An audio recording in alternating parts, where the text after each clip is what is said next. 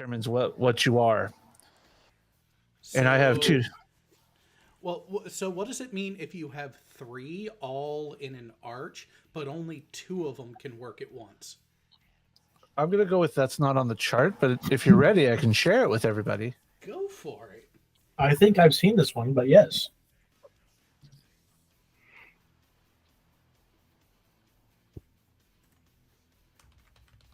Yeah, I've seen this.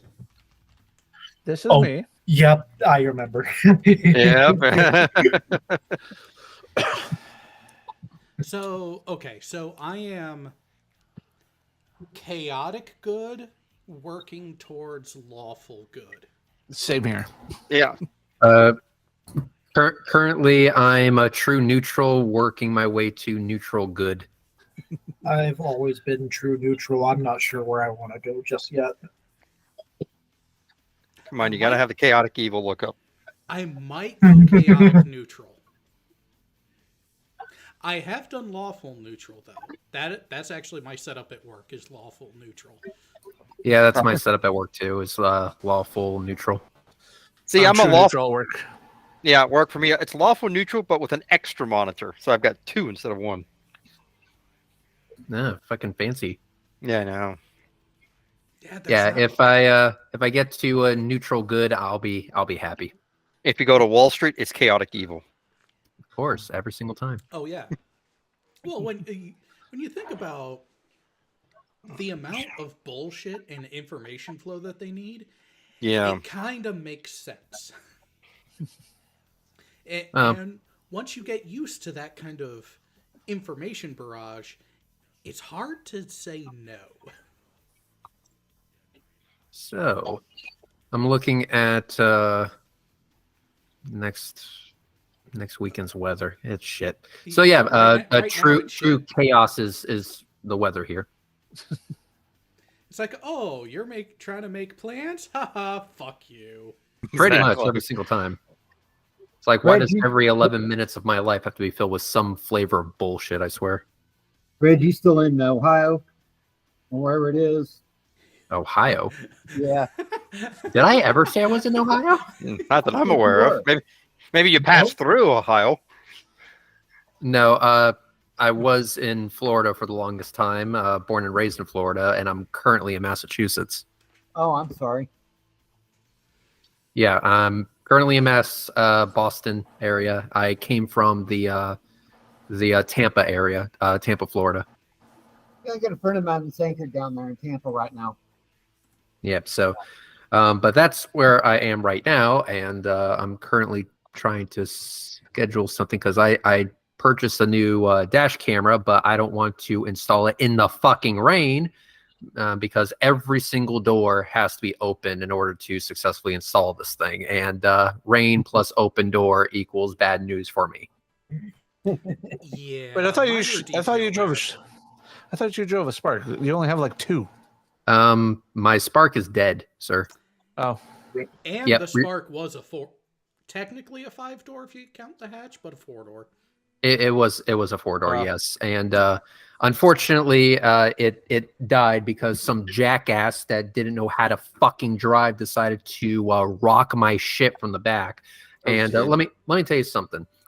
Have you ever had your car shoved up your ass while you were still inside it? I do not recommend. There is no kink for that.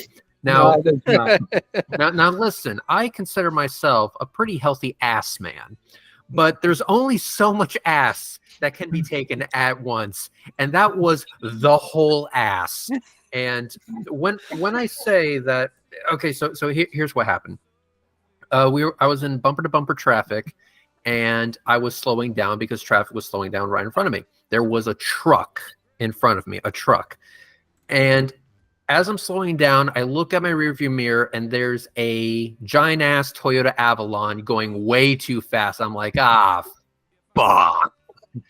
It's gonna happen, and there's nothing I can do to stop it. So to avoid getting squashed between the truck that was in front of me and the Toyota Avalon that's coming right towards me, what I did was I turned to the to the left so that when he did hit me, I would go around the truck that was in front of me instead of directly into it and become sandwiched between both of them. Well, he impacted me and hit my ass so hard that he threw me into the guardrail. I bounced off the guardrail and ramped the guy's truck that was in front of me on his side. In the meantime, while that was happening, his Toyota Avalon kept going, impacted the truck, and caved in the tailgate. Not as much fun as when it happened to me. Yeah. And also, Jared, background song. So here's what happened afterwards. My car was fucked beyond repair. It had catastrophic frame damage as a result of the impact. The Toyota Avalon that hit me was also totaled as a result of this accident. And to the best of my knowledge, the truck needed a whole new bed, including tailgate, bed, paint, wiring, the whole 9 yards. Needed a brand new bed placed on the frame. So that was fucking fun. And the best part is I caught the whole thing on dash cam. Maybe I'll share it here. Who knows? I'll consider it for the next 30 seconds. Oh, there you go. How about you? That insurance was an interesting. Oh. Yeah. Dealing with them was a pain in the fucking ass because initially they lowballed the absolute shit out of me. So that's a story and a fucking half, but I'll try to shorten it a bit. So first, they wanted to say it was a partially my fault situation. And I was like, bullshit. Your guy rear-ended me. I was not driving recklessly. I didn't slam on my brakes. I wasn't being a jackass on the road, essentially. Your guy hit me because he wasn't paying attention. Yeah, he blamed it that the sun was in his eyes. True story. But that's not what fucking happened. Period. That's not what fucking happened. So that story went out when I told them that I had a dash cam and I had recorded the entire event. So they were fucked on that deal. Then they tried to say that my car was only worth $2,500 and that's as much as that they would pay me. Would I accept that? And I go, absolutely fucking not. At that point, I might as well just sue your ass to small claims court, and I'll be surprised if I get less than triple that. So after going back and forth and blah blah blah blah blah, they gave me around, if I remember correctly, it was $8,157 or whatever it is. So they started at $2,500 and ending up with a little over $8,000 for the car, which was still, by the way, complete bullshit. It was still complete bullshit because that's not even enough for a decent down payment on a new car. And I wanted a new car because if I bought a used Chevy Spark, I would have been fucked in that case. And the reasons are quite complicated, but long story short, it's a transmission issue and upkeep. I do not believe other Chevrolet Spark owners have taken the kind of care of their vehicle that I did with mine. You see Chevy Sparks die at 60,000 miles because of transmission issues. Mine had 130,000 miles with no issues whatsoever, and the reason for that is because I actually took care of my fucking car. So if I bought another one... Well, and not to mention the generation before couldn't even maintain highway speed for prolonged periods of time. Go figure.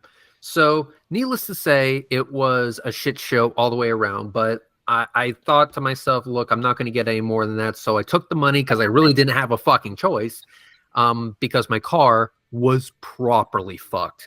I went to the shop to ask them, if I gave you a blank check, how much would you have to write on the front of that check to get it roadworthy again? And they said, it would cost us no less than $25,000 in repairs. That's just the repairs. And there was a huge possibility that it could be more than that because the entire frame would have to literally be rebuilt. They would have to cut out the floor because it was buckled. The spare tire was permanently in the vehicle. And it was wedged. And here's the thing. Jared, AT2 Productions, saw it in person. He saved my happy ass and drove me around to deal with the insurance and the tow trucks and the yards and shit. So as we're going around, he looked at the vehicle. You cannot remove the spare tire from that vehicle. It is permanently a part of the vehicle now. So that whole thing would have to literally be cut out. They would have to weld in new flooring. They would have to untweak, unfuck up the frame. It was a shit show all the way around. Plus the bumper, and I believe the engine was even shifted. Well, the engine mounts got fucked. Your passenger front suspension got broken off the mounts. The transmission then was fucked because of that. I mean, to get that repaired, it's starting at 20 grand does not surprise me because you're effectively rebuilding the entire car at that point. Yeah. And all because some jackass wasn't looking where he was going. And this is the part where I have to call bullshit on him, because here's the thing. He blamed it on the sun being in his eyes, and then he blamed me. And this is why I'm kicking myself for never installing the back portion of my dash cam. I really don't even know where it is, to be honest with you, so I never installed it. But if I had a rear-mounted dash cam, you would have seen that motherfucker looking at his phone. I guarantee it. He was looking at his phone. He wasn't paying attention in bumper-to-bumper traffic, which is a dumb as fuck thing to do, because you got to pay attention to bumper traffic. You know, traffic can stop suddenly, and it did. Imagine that. You mean like this? Yeah, pretty much. This was my accident that I had in November of 2022. So I got off light because this car here, you can see not much in the way of damage to me, more damage to her. But this last one is the person who caused the accident, never slammed on their brakes, hit us at about 35, 40 miles an hour. Oh, That was a Kia Soul. Oh, ouch. The engine is gone. The engine's underneath the other car. Go That was figure, right? That was a brand new 2023 Kia Soul. And I'm guessing that driver tried blaming you. No, that driver had a medical emergency which caused the accident, and then she subsequently died.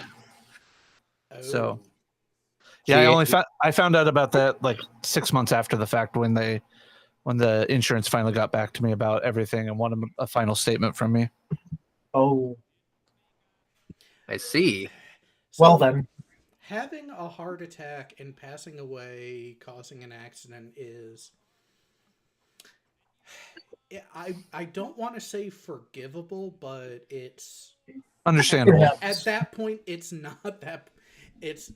not directly that person's fault, but still technically from an insurance standpoint it is.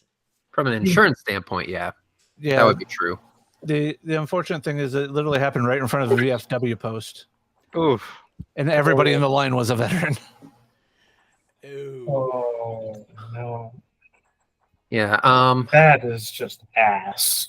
I am going to share the video here, although it may be potato quality. So you'll have to. Hey, Google. Dash cams usually are. Dash cams usually are potato. Well, his dash cam is, well, the new one's going to be even better, but this one was halfway decent. The problem is showing it through Google. That's the issue right there. Yeah. That's the fucking issue right there. All right, let's see if we can do this here. I'm gonna mute the audio because copyright. Oh, makes sense. Yeah. We don't want to hear Red's Oh, foul that- language. Well, no, it's more the music that was playing. That's understandable. Yeah, the radio. All right, let's go ahead and share this shit. So you guys should see that. We'll definitely see the sun. Yep. So yeah, well, like I said, he did blame it on the sun. But you can still see the traffic in front of you. Yep. Yep. Which makes the claim bullshit. Yep. Yes. So you see this truck right here. So this is the truck that slows down. You'll see his brake lights, and then here's what happened right afterwards. Here we go.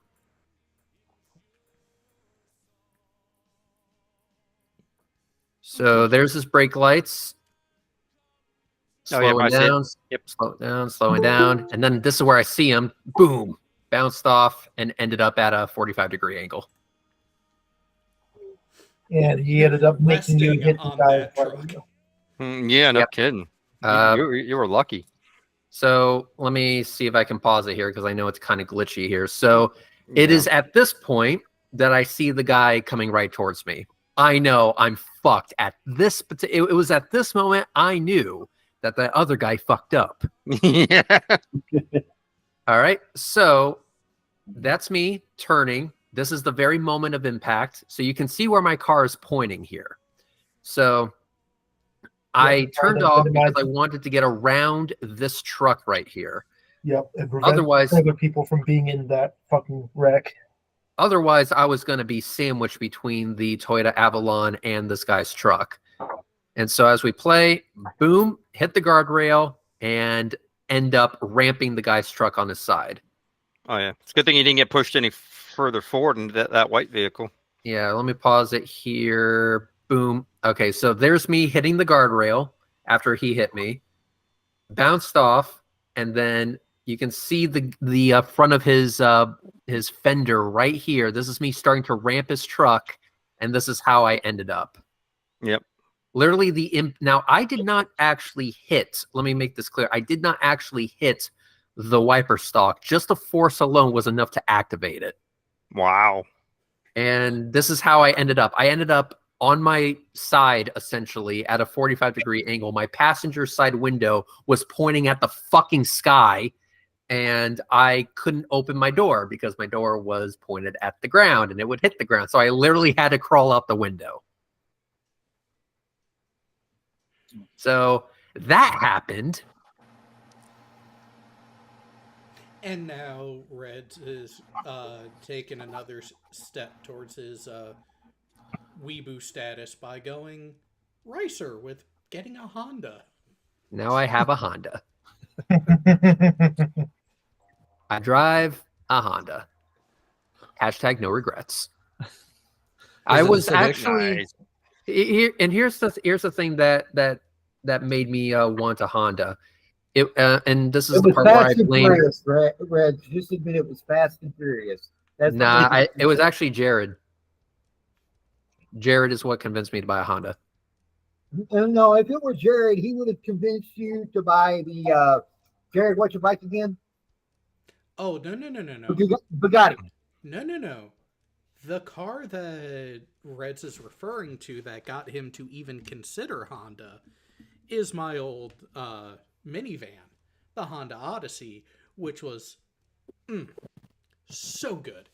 We're talking the only feature that this car did not have is one that wasn't offered until the next model year when they released the new generation, which was a built-in vacuum cleaner. Oh wow. I remember It that. had a kitchen sink. It stowaway seats in the back, full leather, heated seats up front, DVD entertainment system with multiple screens. This was a 2011, and Ooh. yeah, fully loaded, and it being a Honda, I ran that thing into the ground. It lasted for a little over 300,000 miles. Yeah, I was about to say because it was a 300,000 mile vehicle, and I was like, holy shit, that is amazing. Now, on the assumption that someone doesn't fuck up my shit before then, I'm pretty sure I could hit 300,000 miles. Again, this is on the assumption that no other people fuck up my shit. Just put armor plating on the side next time. I mean, I fucking should at this point. Have you guys ever heard of the TIV? TIV? Yeah, the tornado intercept vehicle. Yeah. Oh tornado yeah. vehicle. I need to make my own version of that in order to survive it. It looks like. Put Because- a cow catcher on the front. Now, I need something because this is bullshit right here. I'm getting absolutely fucking wrecked out there, and this is bullshit. And both times it wasn't even my fucking fault. I wasn't even doing anything wrong. It's like usually crashes happen when I'm Tokyo drifting around a corner or some shit like that. But no, it's something stupid like 3 pigs in the road or some jackass that was looking at TikTok. Oh, it'd be hilarious if that's what he was looking at. He was probably looking at TikTok. And you know what? Accidents happen, I fucking guess, but at least make it something better than TikTok. Wait, did the Stadies ever say what they gave him a ticket for? Following too close, causing accident. That was it.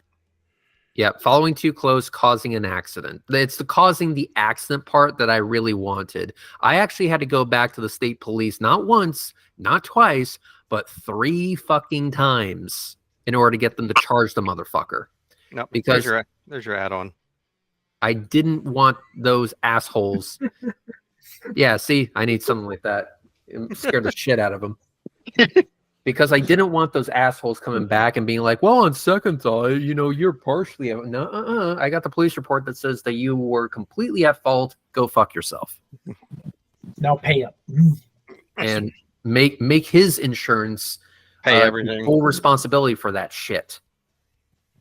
Wasn't going to let them get away with it. Absolutely fucking not. And so I was of the opinion that in order for me to protect myself, I had to make sure this guy got a ticket for the crash. And I made sure of that because they weren't going to charge the motherfucker.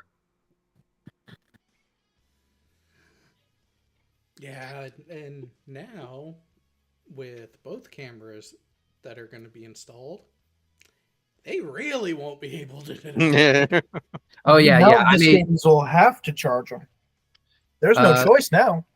yeah, I'm not going to give him a fucking choice. And so I made Good. sure Let to them do get their a job. new camera. I got a new dash cam, and this camera does both front and back at 2K resolution. Oh, nice.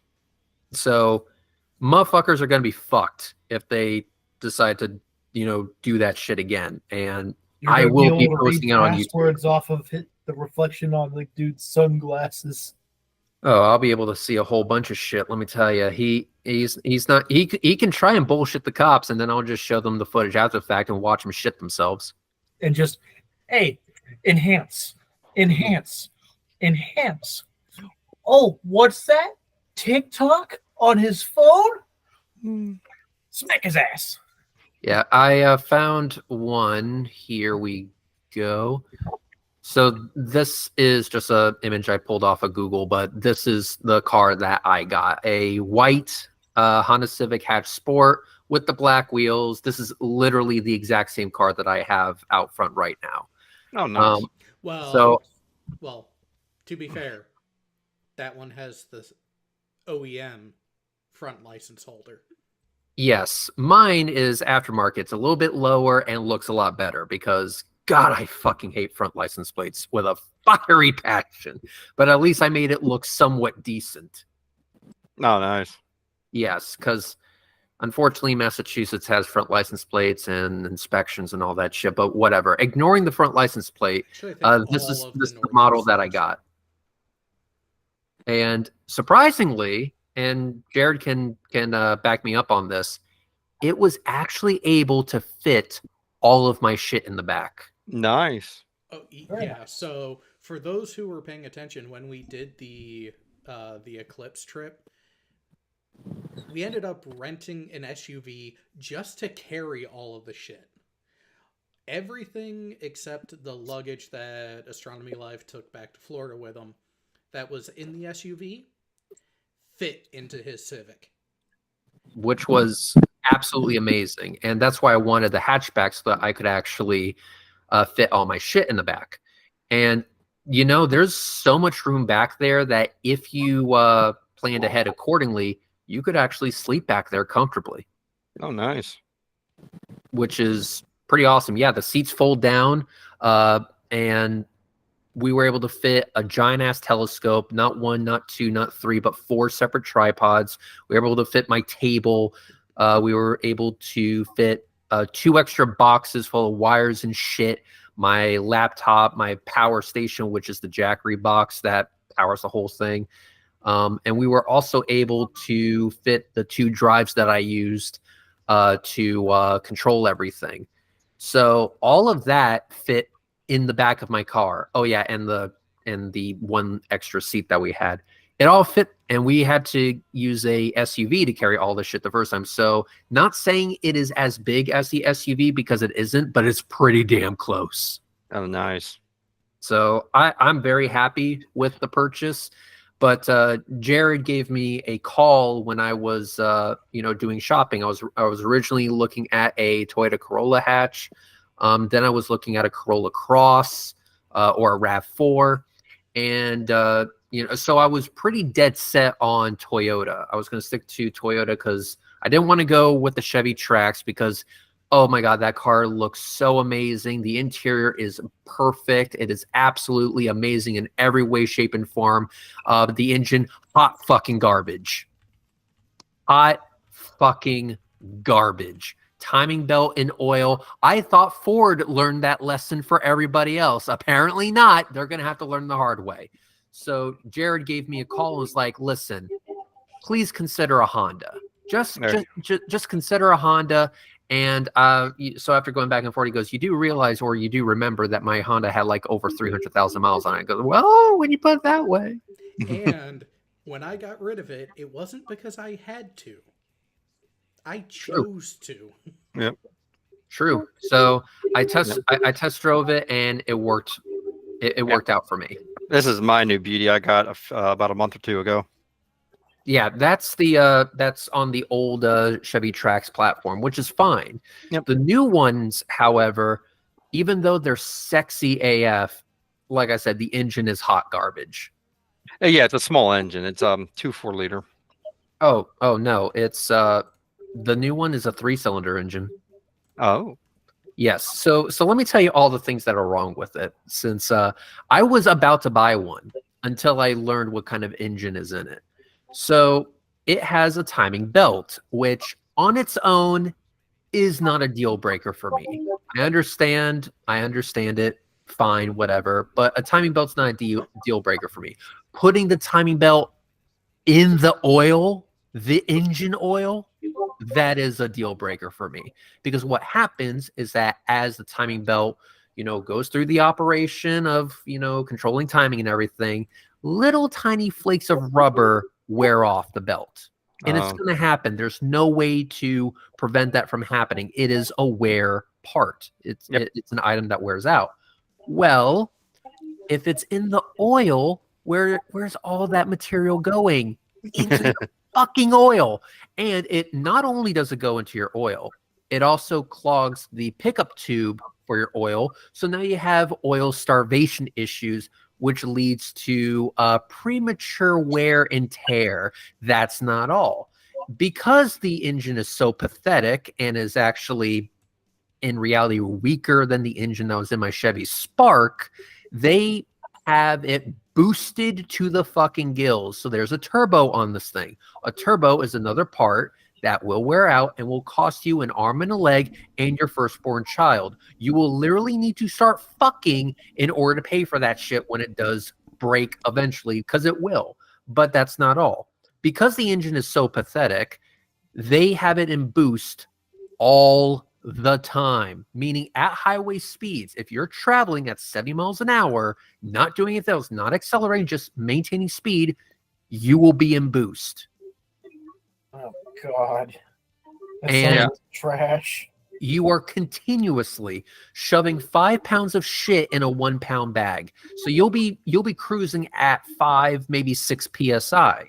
So not only is the timing belt, not only is the engine a timing belt engine, which is not great, but not a deal breaker, but they decided to make it worse by putting the timing belt in the oil. And then on top of potential oil starvation issues, you have the fact that the engine is on boost all the time, which also leads to premature wear and tear. Not to mention that with the turbo always working, it's going to wear out faster and you will have to replace that shit. Now, what does my Honda have?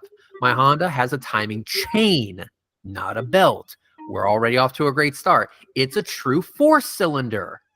With no turbo. Imagine that. So I have one extra cylinder. The engine is bigger, therefore it's not going to be under so much stress, and there's no turbo that I'm going to have to replace. And after driving it around, I do mostly highway driving, so keep that in mind. But I'm getting 39 miles to the gallon. Nice. Pretty good. That's pretty. Now keep in mind that is primarily highway. I barely Yeah. drive this thing in the city, but that's pretty damn fucking good, if I Yeah. do say so myself. And so the only thing that I have to look out for with this vehicle is the fact that it is a CVT. But my previous vehicle was a CVT. I have experience with it and I know how to maintain it. And here's the trick to a CVT: it's not a death sentence for your car. People say that CVT engine or transmissions are shit, that they won't last, and that is true if you don't maintain it. I don't care what the dealership says. I don't care what the owner's manual says. I don't care what the bro down the street says. You need to replace the fluid in that transmission once a year. Oof. Once a year. That's what you have to do. You do that, and I guarantee you that transmissions will outlive the car. It will outlive you. It will outlive your children. So it's not just, okay, I'm just going to refill the reserve. No, it's you drain the whole thing for a transmission fluid, and then you refill it from the bottom up. What you do is that if you were to look at the fluid of a CVT transmission, you're going to notice metal shavings in the fluid. Now, here's the thing. Those metal shavings are not scary. It's actually supposed to happen that way because through the operation of the CVT transmission, it wears the drums down. But the drums are so thick that in order for it to wear down through the entirety of the drum, you would have to drive to the moon and back maybe 5 times over. So those metal shavings are not scary if you get them out every now and then. But if you allow them to collect and collect and collect and collect, eventually you're going to have problems. So not only do you change the fluid, you change the one cartridge filter and the metal pickup tube. The whole thing from start to finish, fluid and all, will probably cost you $150 to $200. Yes, that is a little bit of an expensive oil change, but like I said, you're doing it once a year. And would you rather do that every now and then, or would you rather buy a whole new transmission for $7,000? I would rather just replace the thing. Exactly. So that- if you have a that's CVT where- transmission, it's not a death sentence for your car. Even Nissan CVTs can last forever if they maintain it. But here's the problem. Dealerships will lie to your fucking face. They lied to me for my Chevrolet Spark. I asked them, what is the service interval for the transmission? They said, oh, it's lifetime fluid. I immediately called bullshit. And I was like, if the fluid was never meant to be changed, why does it have a drain plug, you dumb piece of shit? Why even put that fucking thing in there if I'm not supposed to change the fluid? So what you do is you tell the owner's manual to get fucked. You especially tell the dealership to get fucked. And you say, I want the fluid. I want the filters. I'm going to replace both once a year religiously. You do that, and I guarantee you, you'll be able to drive that thing to the end of the fucking multiverse. Well, and the thing is, with a transmission like that, if you don't drive it all that much, like, say you drive about as much as my wife does, which is less than 10,000 miles a year, most years, you could get away with doing it every other year. But the biggest thing is service your vehicle completely. Yep. Now, granted, you could service your Honda and just do your basic oil and brake pads, and it'll last. How robust and bulletproof the Honda Motor Company has made the majority of their vehicles is kind of insane. Yep. Which I think And I think that's why you're leaning towards the CBR when you decide to go on 2 wheels. my deal with CVT transmissions, as well as doing maintenance in general, is that as long as you are able to maintain the vehicle, there's very few vehicles that will still give you problems. Now, the Chevy that I mentioned previously, it doesn't matter what you do. That thing's gonna fuck you up financially.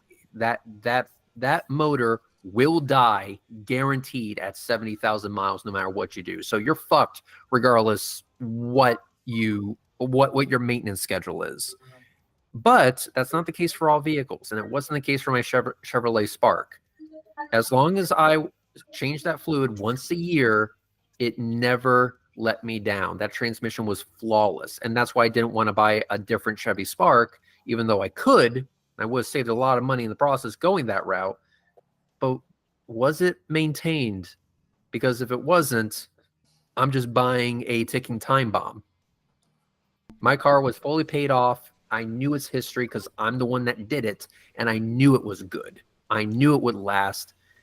I didn't have that luxury. I don't have that luxury for a used Chevy Spark, and unfortunately, Chevy doesn't make them anymore. So I couldn't even buy a new one, even if I wanted to. So here's a question. Because dealerships are in the purpose of making as much money as possible, which is part of why they really push you towards their in-house financing as opposed to anything else. And this ties in with what Glober Mom just said out in the chat. Here, this whole thing about that transmission being a non-service item at a regular interval, do you think that was done because they were banking on it blowing up and having a higher per vehicle lifetime service fee? Or do you think they were just retarded? Sometimes it can be that they're just retarded. I totally get that. However, in this case, even the most brain-dead, lobotomized monkey would be able to figure out that there's no such thing as lifetime fluid. Even in the non-transmissions that Tesla have, they require fluid changes. They do. There's no such thing as lifetime fluid. Period. End of story. Yeah, You would have to be absolutely brain dead to think otherwise. So I think it was a scam. They wanted people to have that reassurance that lifetime fluid is a thing, even though their better judgment is telling them otherwise. They're like, are we sure about this? No, we're serious. It's this new technology, this super ultra mega transmission fluid. You don't have to change it. And then inevitably when the thing blows the fuck up, they're making bank on that because they don't give a shit about you or your transmission. They just want to charge you for the labor it's going to cost. Yeah, it's all about the money they can make, because you figure a transmission replacement on even that, a bare bones bottom of the barrel vehicle, you're looking, call it $3,000 for the parts alone, but then you're looking at days of man hours. Yeah. At a minimum of $100 an hour, but at a dealership you're probably going to be closer to $150 an hour for not just an 8-hour, I'm not just talking 8-hour shift days, I'm talking 24-hour periods of labor required. So and because people don't realize that, yes, you're not just putting the new transmission in, you're taking the old transmission out. Yeah. So it's a lot. And I think for this issue in particular, it's a total scam. I refuse to believe that there is a dealership service center stupid enough to believe in lifetime fluid. There's no such thing as lifetime fluid. All fluid needs to be changed. And for me, it is my firm opinion that you should change your transmission fluid once a year. Because, like I said, the way that a CVT transmission works is it has a metal belt and it literally rides on metal drums. You have metal on metal, and they are separated by the fluid. It's a specially designed fluid designed to maintain traction, but also a little bit of separation. It's very complicated. I'm sure the science is absolutely amazing and interesting. I just don't know it all that well. But to make a long story short, the fluid does allow sometimes some contact to occur. That contact produces metal shavings. And as long as you get those metal shavings out on a regular basis, you'll have absolutely nothing to worry about. That's what the filters are for. But the filters are not good forever. So change the fluid, change the filters. You'll have no problem. Do it at least once a year if you have a CVT transmission. Now, how long are you how long of an interval are you supposed to change your blinker fluid? We have Global Mom X asking. You change your blinker fluid the next time you get a scan on your brain to make sure it's still there. You got to go to the doctor and be like, Doc, I've been having issues. I'm starting to think that blinker fluid is a thing. And he'll be like, my God, he might be turning into a flat earther as we speak. We get him to the emergency room stat. Well, turn signals are an add-on option on certain brands of vehicles. Yeah, especially BMW. Apparently, in order to legally drive off the lot with a BMW, you have to take a class at BMW's dealership, and the name of the class is How to Drive Like an Asshole. And speaking of BMWs being an asshole, so Jared, allow me to have a little bit of a rant because I have two separate asses I want to kick real quick. So. Yes. So the first ass I want to kick is the state of Massachusetts. You suck at repairing your roads. Just throwing that out there. All right. I have never seen a more convoluted ass backwards way of attempting to repave a road surface. See, back in Florida, we have this thing called, or we do this thing called cleaning up after yourself. That means that after a road has been repaved, we sweep up all the debris that we left behind during the resurfacing process. Pieces of old road, gravel, all that shit. We sweep that shit up so that the debris is not on the fucking road, you ignorant pieces of shit. So, Reds, but where's the fun in driving then? Yeah, where's the fun? It's like playing a game of fucking Minesweeper, but with your car in 6 lanes of traffic. So in the dark with no traffic lights. Yeah. So that's the first ass I want to kick. So to the state of Massachusetts, invest in some street sweepers, you pieces of fucking shit. Second, how dare you? BMW. So here's what happened. As I'm driving down and passing an on-ramp. The on-ramp at this point still hasn't been paved over, so it's still, like the raw undersurface. I forget what that level of the road is, or the under part of the road is called, but the little undersurface, let's call it.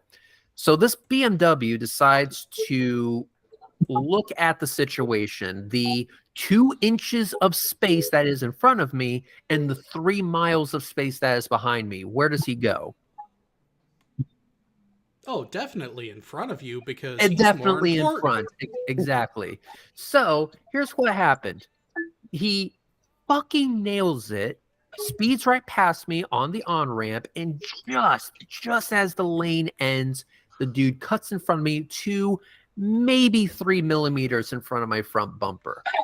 And because we're on a surface that is freshly laid with fucking gravel, and he came from a surface that wasn't paved, you can kind of see where this is going. His tire kicked up not 1, not 2, not 3, but several rocks. One of them got a direct hit on my brand new window. Of course.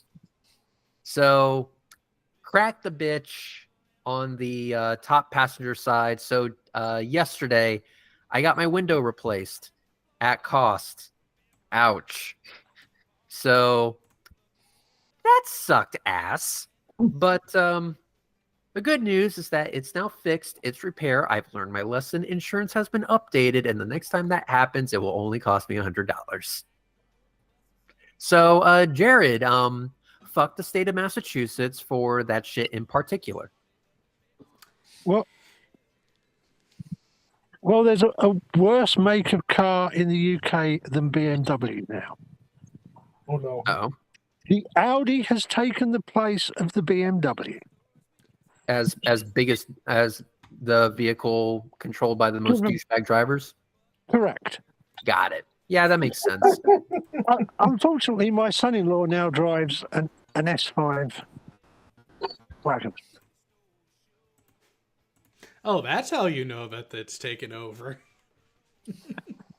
It's like you have to be a fucking jackass to drive these vehicles, I swear. And so what I've decided to do, which I think I should have done the very first time I found out that there was construction on the road, is I'm going to let the other cars drive on that surface for the next few weeks, clear off the debris for me. And I'm going to take a detour to work because fuck dealing with that shit again.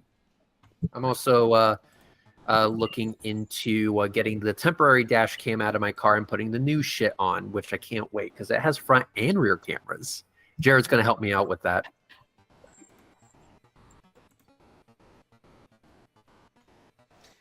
Yeah, I kind of have the facilities for it, which, oh yeah, by the way, I could not find the heat gun. So It's all right. We'll figure it out. But we're gonna stop at, Homeless Depot or whatever the fuck to get some shit. We'll be fine. But yeah, we're going to go through the headliner and through a grommet on the hatch to install the back camera. And there's also going to be a front camera module. It's the actually I have the box right here. I'll tell you what it's called. It doesn't come with a heads-up display from the windshield? It comes. It's a screened unit, so the unit itself has a screen on it. Okay, so it's the Viafo A229 Plus 2-channel 2K HDR Starvis 2 sensor. So look up A229 Plus on Google, and you'll see the model of dash cam that I purchased. No. And what did that run you? I think it was like $330. Woo. that's not bad considering what. Yeah. what's Does in it the have package. onboard storage as well as Bluetooth capability to your phone? Okay, so here's what it has on the side. It has a quad HD on both cameras, Oh, nice. a Sony Starvis 2 image sensor, built-in Wi-Fi.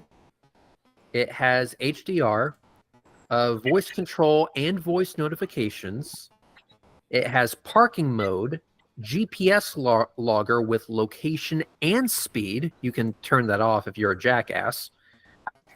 And it also has a 2.4-inch HD screen on front unit.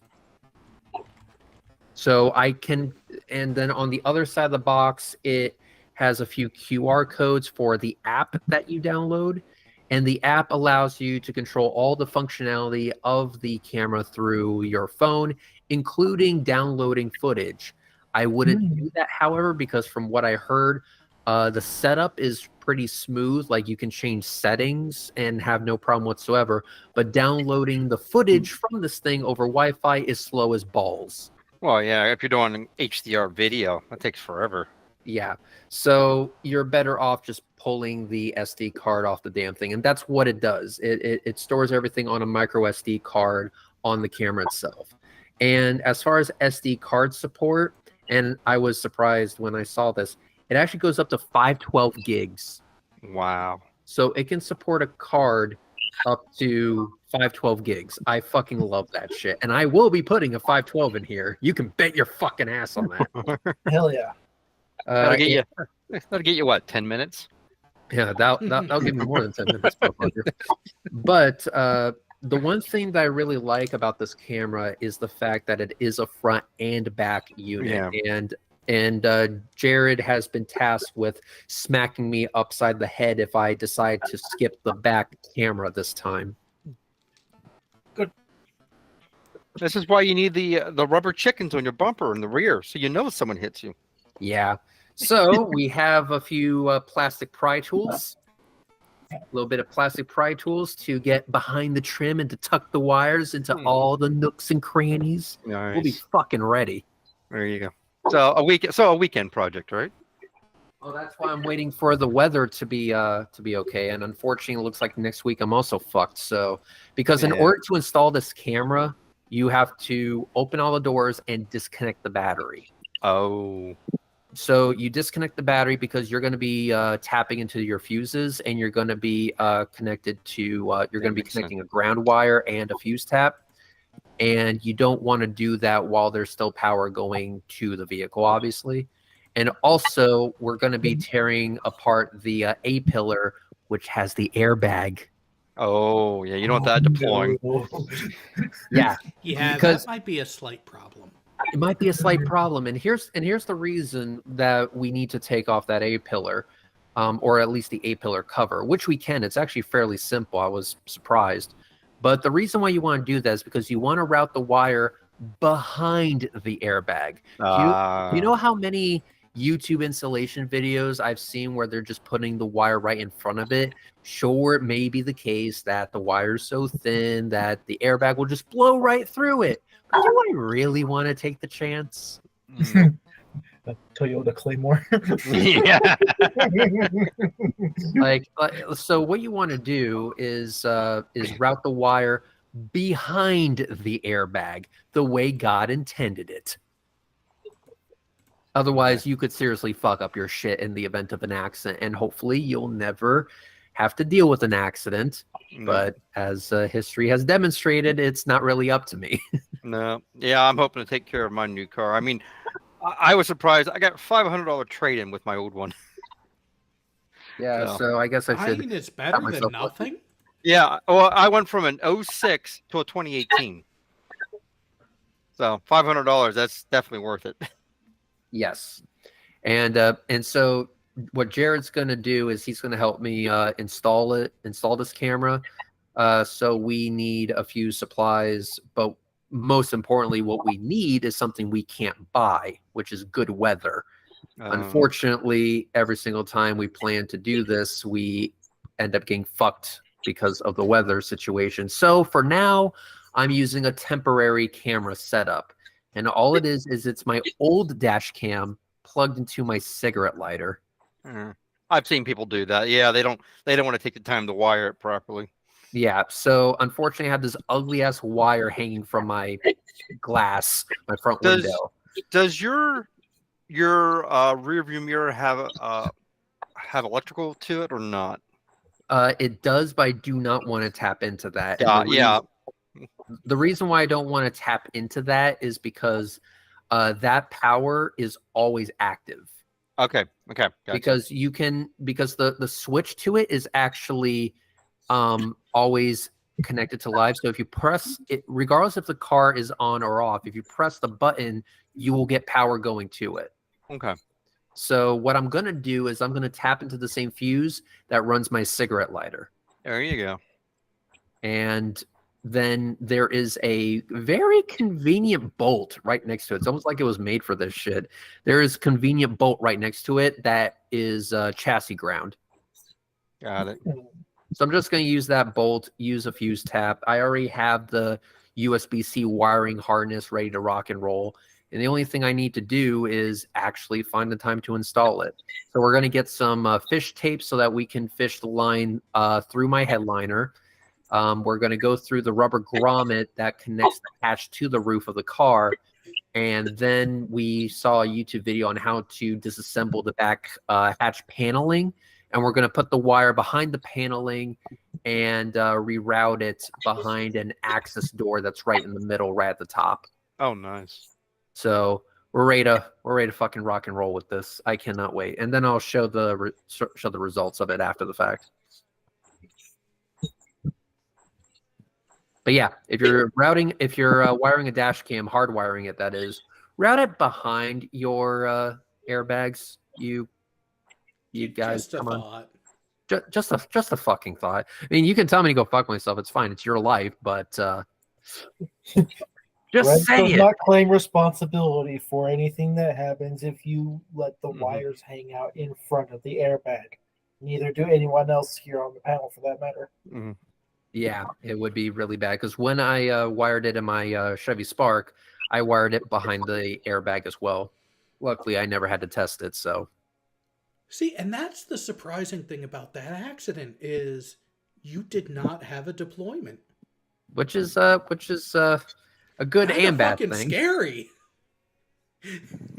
Because you would think if you got hit that hard, your car got moved that much and took that much damage, you would think the airbags just might have wanted to go off. Maybe. I actually thought the airbag did go off, but what it actually was the spare tire exploding. So that happened. Yeah, it was a shitty situation all the way around. But I'm happy with the new car, the new purchase. It's a good car. I like it. It's just had a string of really, really bad luck because of the window situation. But now that the glass is replaced, it looks brand new again. I'm happy with it, and I'll be avoiding that road for the foreseeable future, at least for the next 3 weeks. You know, Reds, I got a question for you. Yeah. Was the car that hit you, was it red? No, it was a pewter Toyota Avalon. Damn. The car Yeah, it he was- was in when he got hit was red. I could have made a tremendous joke about that had it been a red car. Yeah, there's a lot of opportunity for that. Well, I mean, you know, your first encounter with a vehicle accident was with the Three Little Pigs. Your second one should have been with Red Riding Hood. I mean, you did take it up the ass after all. Pretty much. No, see, that's the thing. In this situation, Red was Red Riding Hood because he was the one in the red car taking it up the ass. Well, then, hey, there we go. I have to repeat, there is absolutely no kink for that. If you are a person that is of the ass man variety, which I totally respect, by the way, I have to say there is no kink for this kind of ass. That was very, very, very painful, and I do not wish that on anybody, because Jesus Christ, having your car shoved up your ass while you're still inside it, bad shit all the way around. And but yeah, it was Jared, correct me if I'm wrong, but pewter is the color I'm thinking, right? Not quite gray, not quite yellow, kind of in between. It's the goldish metal flaky fucking bullshit. Yeah, whatever the fuck that color is. I think it's called pewter. Actually, let me Google help me out here. Pewter color. Like a gunmetal gray. Actual pewter is kind of silvery coloured. Yes. So yeah, PEWTER. Yes. So pewter. That was the silvery, Yeah. somewhat kind of gold flake bullshit color. That's what it was. So it was a pewter Toyota Avalon, and it too was also totaled. Yeah, that's right, Jay. Spirit Science's steering wheel, huh? Yep. Sure, you'll cleanse the energy, all right. Oh, fucking Oh. Christ. Where did we see that before? In the comments.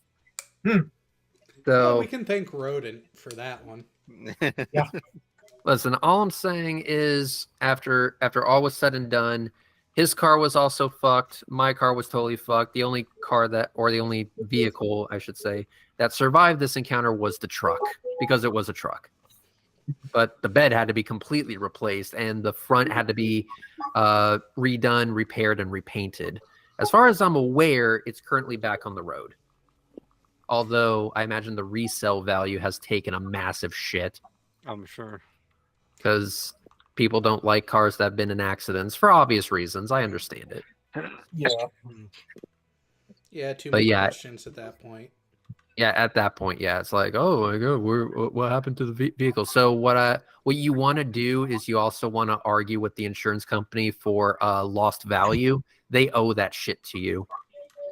Just keep that in Well, mind. And that's where a good portion of the change in on yours came from, because immediately prior to the accident, we figured the value of your car was what, 5,500?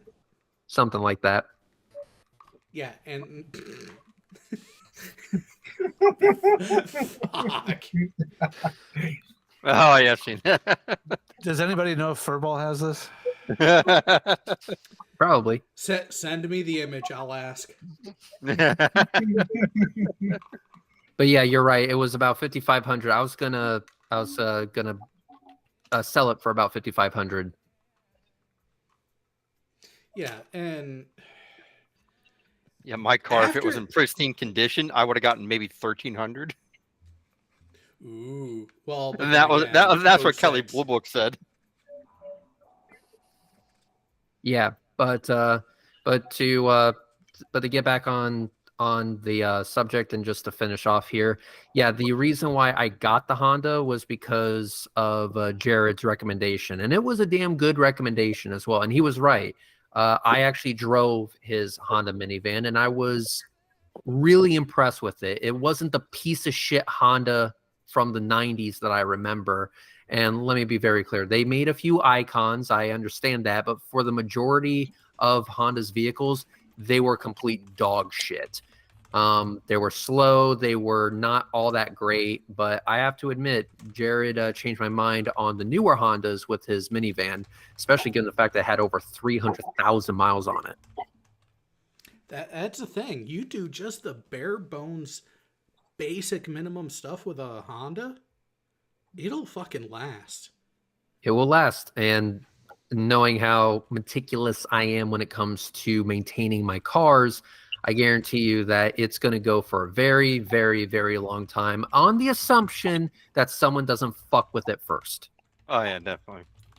I always got to put that caveat in, and I'll do my best to avoid the assholes on the road, but there's only so much you can do. Sometimes they find you. No. This will be Reds in a few years. Yeah, there we go. All right, there we go. So Jay, I just sent that image over to Furball. Actually, I'll let everyone know this because fucker's not listening right now, even though he could be a part of this. He's just off doing other shit. So I made it a spoiler, so he's not going to see the image right away. And the text I put with it is, I found the Christmas gift that I want to get you, but you'll have to let me know where to ship it.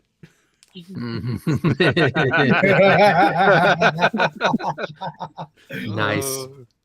Get bit. Oh, damn. I misspelled but. I put an extra T. Oh. Darn. Oh, here's another thing with Hondas. I noticed that Glober Mom just mentioned something about a 96 Civic. My mom bought the Civic 4-door standard that only had one side view mirror, brand new, in 92. The single side view mirror Yeah. class of vehicles. Yeah. So this car had over 300,000 miles on it, had a rebuilt engine. The stereo didn't work. Mind you, this was 2005, 2006 time frame. Yeah. Parked in a row of Lexus, Beamers, Mercedes outside of a law firm. Guess which car they steal? My mom's Honda. And the payout, because all the parts replacements were done with genuine Honda parts, was her down payment on a GMC Envoy. Nice. Ooh. Yeah. Although the For a fucking old Hondas, 14-year-old car. Wow. the old Hondas had a very weird tumbler system where you could easily break them free with a screwdriver. My father had an old Honda Accord. Actually, I think it was a '97, and I think it had a recall. So the midsize. Yeah, I think it had a recall for that. I was like, hey, your car may be stolen because of this shitty design. Bring it to the dealership and we'll fix it for you. So I think he had to do either that or he had to do it himself. I forget. It was a long time ago, but this was back in '97 for fuck's sake. I was still in elementary school. I was in elementary school, and some of you old fucks here were getting your first prostate exam. Hey, Shut up, Reds. there's Shut only up. two of them that are in that range. Because here's the I'm the only, you were I'm the only one here. Well, Alan has me beat, but me and Alan are the only two in that age range. yeah, because when you said you were still in elementary school in '97, I was in middle school. High Oh, school. dear God, man, I enlisted. I was already in. And my third child was born in 97. And she, I wasn't and, even born until the year after. and she was 7 years younger than the next one. Oh man. So We're all fucks. yeah, but we love you anyway, you old decrepit fucks. Anyway, what I'm gonna do now is I'm going to head off here. But before I do, I'm also gonna Yep. give Ain't that one the truth? one little piece of advice to everyone out there. If you can, and I highly recommend this, please get a dash camera. Please get a dash camera. And if you need to find someone to professionally install it. And here's a deal with that. Every single motherfucker on the road is your, well, actually, let me They're preface out it. to Like, get you. there was this commercial from Geico, if I remember correctly. And it was this sappy, sad music, violin bullshit type of commercial. And it was like, just to let you know, everyone on the road is a human being. And they could be your family, they could be your friends. If only you got to talk to them. So drive as if you did talk to them and that you saw eye to eye or some crazy shit like that, with all the sappy violin bullshit. And I'm like, no, that bullshit. Every single motherfucker on the road is your enemy. They are out to fuck you in the ass with no lube. Their condoms are made of razor wire. Make sure you understand this shit.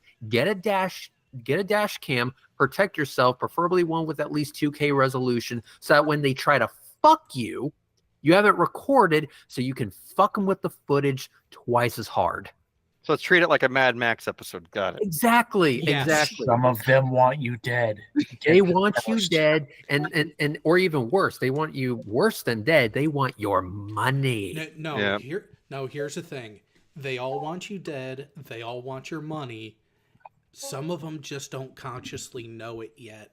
Oh yeah. So get a dash cam, protect yourself, because fuck those bastards. So there we go. That's my advice. Jared, thank you very much for inviting me on. I have to go to bed because I have work tomorrow. Later, Reds. I peace. got work tomorrow too. But at what time? 8 o'clock your guys. 8:45 your guys this time. Oh, well, yeah. So I got a couple more hours. Yeah. Okay. So So I watched Starship Troopers for the first time today.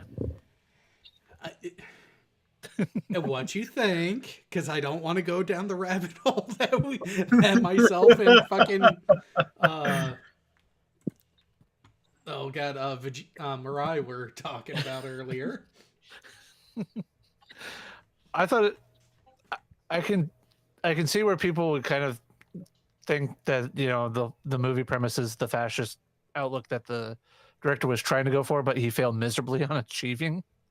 yeah, he read so little of the book that he failed at his own take on the book.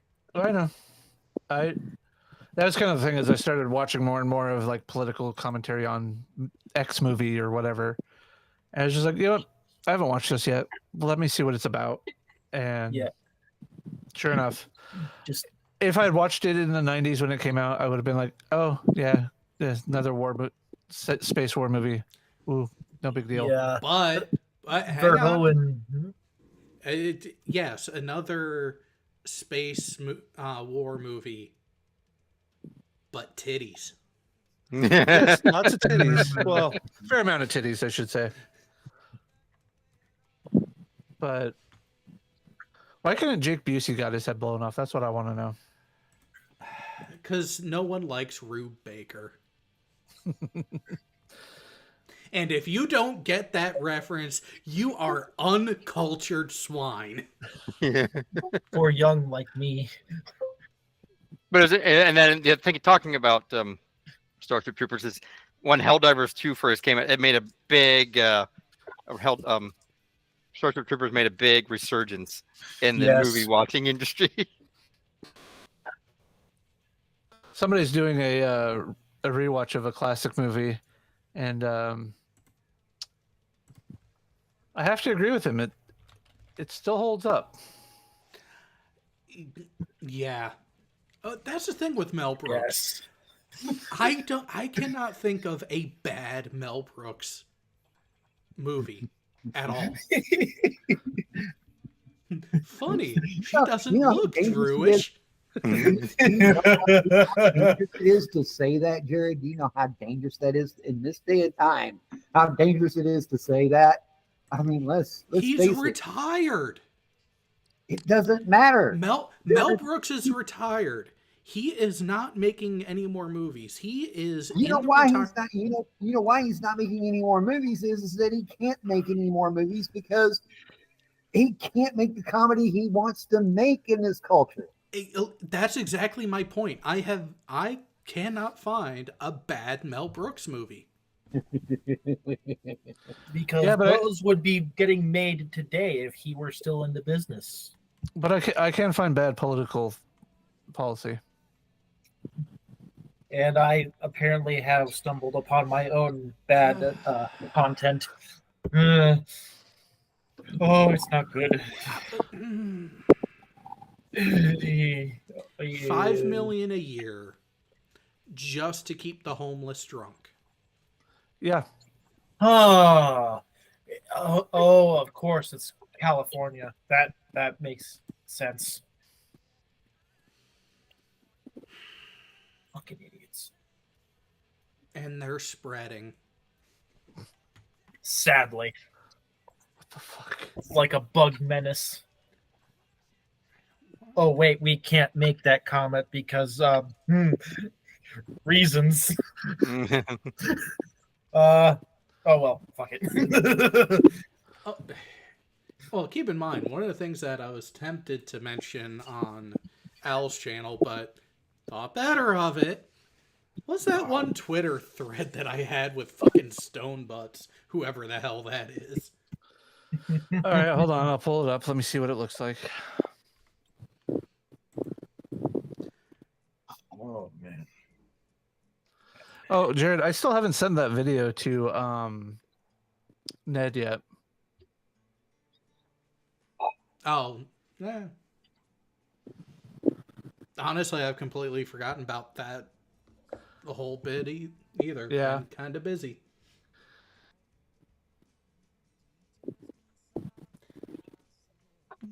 Yeah, I tried to respond to this guy about the guy talking about NASA lies regarding globe, Earth, Moon, blah blah blah. What is that? Deep Web Slinger. Oh, It wouldn't. yeah. It wouldn't let me respond. Yeah, some of the people on Twitter that I've kind of lucked into replying to were not exactly the brightest bulbs. Nope. And then we watched the excerpts from Witsit. Well, Jared, you mean like this one right here?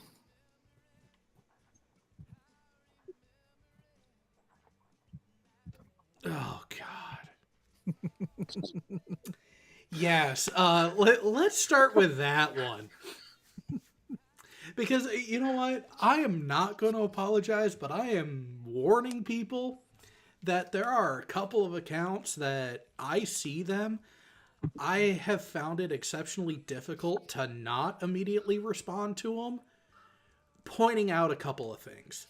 One of them being Mark Hamill and his attempted pressuring of his son's then girlfriend who was pregnant, pressuring her to get an abortion because my son's not ready to be a father.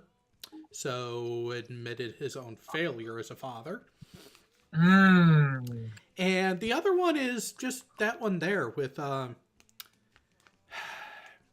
Scranton. Wonderful Joe and his Scranton Mm. family values.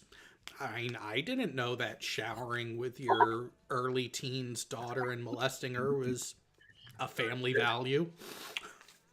Oh, and even worse with both of them on May 4th, Mark Hamill went up to the podium and asked Biden directly, "Can I call you Joby-Wan Kenobi?"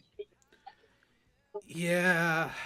Except, oh, I actually just thought of this. A New Hope? Question mark.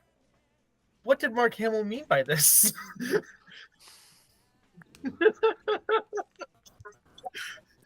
We need this. Yes. Every now and then I will share and repost a timeline cleanser. It's generally Aw. it's either going to be an otter or a cat, typically. Sometimes both.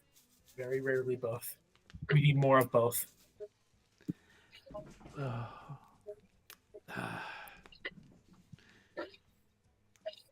Oh, yep, we're right there. That's one of them.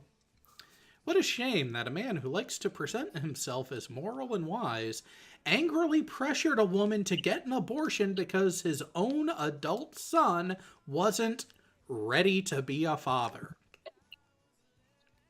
Thankfully, she didn't listen to you then, and I won't be listening to you now. Damn. I'm surprised he hasn't blocked me yet, to be honest. Yeah. Mark Hamill is a piece of shit human. Let's be honest. True, He is a- Jared. This one's true, Oh. Jared. Yeah, my ideas have merit, but I could not stand myself in that Didn't I situation. Didn't I respond to this one? I think that's why it popped up to me. Yeah, I swear I responded to this one. Whatever. Or maybe you meant to, but sent me the link before you did and forgot to go back. Maybe. I'll have to check out my timeline. I swear I said something on that. Oh well.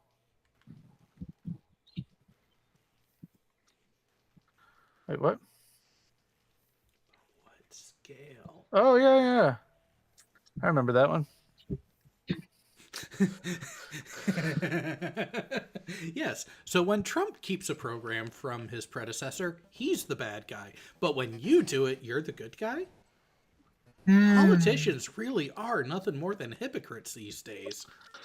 Yeah. If they didn't have double standards, they wouldn't have any standards at all. Luckily, one of them in Texas is going to be ousted on May 28th with the runoff elections for District 23. I hope so, because holy fuck is that guy just... You know, it's one thing to play the game. And it's one thing to appropriately point out shortcomings in your opposition. But he can't But attack don't Brandon out- policy.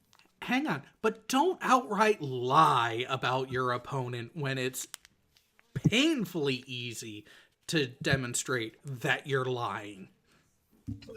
Especially when he's directly misquoting the context that is publicly available right here on YouTube, no less, on multiple channels that Yeah, what? hundreds of thousands, if not millions of people have not watched per video by now. And Tony just, not Tony, Ernest. Ernest just keeps on fucking going, that stolen valor looking ass. I will say this, though. We finally got the AK-50. Oh, I forgot to watch that yesterday. God. Well, I didn't get the notification, but thank you for reminding me. You know, I was beginning to wonder... Yeah, I was beginning to wonder what was going on with it. And then literally 2 days later, Pop, here's a video. I got it there. Oh yes, there's the thread. Is it? This is the one, huh? That is the thread. Yes, Oh no. because I asked a question that really doesn't sit well with a lot of people, Oh, and I would love to hear a rational reason why this logic doesn't follow. If you say trans women are women, oh, that one. why the 5 additional letters?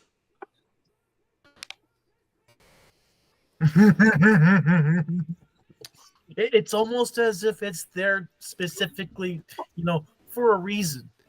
Oh, no, look at this, because Stonebutts points out, well, it's just a descriptor, it's just a modifier. And to which I followed up with just making sure that it's clearly understood. Using trans as a modifier is the same thing as using a modifier to describe a physical trait. But isn't gender separate and not conditional on the physical presentation of the person? And separate from their behavior? Isn't it just identity? If it's just in the head, then why use a modifier? Oh, no. It gets better. It gets better.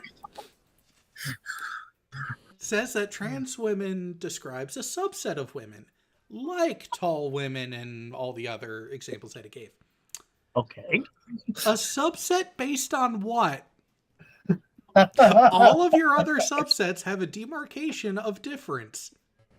If woman is indicative of gender and gender is self-identity only, then only one of the following is true. There is an actual difference between trans women and women, or the modifier is not needed. Oh, Wait, read the next one. sounds like a cult. Trans people are people whose gender identity is incongruent with their assigned sex at birth.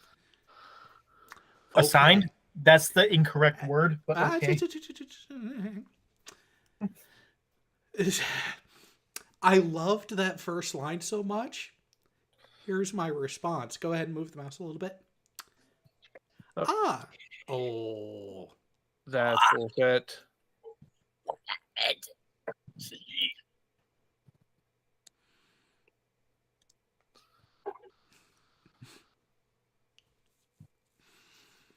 Because this is the thing. You talk to certain people long enough, they just open the doors and it's like, hey, you're the one who said this. Oh, yeah, this thread was... Yeah, I know. Looks like you grilled this man alive. Oh, there it is. So it's a mental state issue. Wouldn't this incongruency also be called dysphoria? Doesn't this mean that it's a mental illness affliction at its core then? That being the case, why do many people get upset when this implicit result is pointed out? Not all trans people have dysphoria. Some experience a euphoria when they transition into their gender identity. Maybe the accusation of mental illness has been used as a bludgeon to invalidate in any number of ways LGBT people, not just trans people, for the longest time. If your gender does not match your physical presentation, then that is dysphoria. The extent to which it affects your mental health and ability to function as a person is where it differs. No different than something like clinical depression. For some, it's only a minor thing. It is not. Where is it? At the top. Oh, okay. I'm just zoomed in way too much because I can barely fucking read at normal resolution. It is not dysphoria. Okay. Whoa! Bitch, and you shall be rewarded.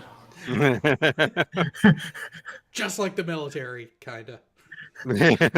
Closed mouths don't get fed, huh?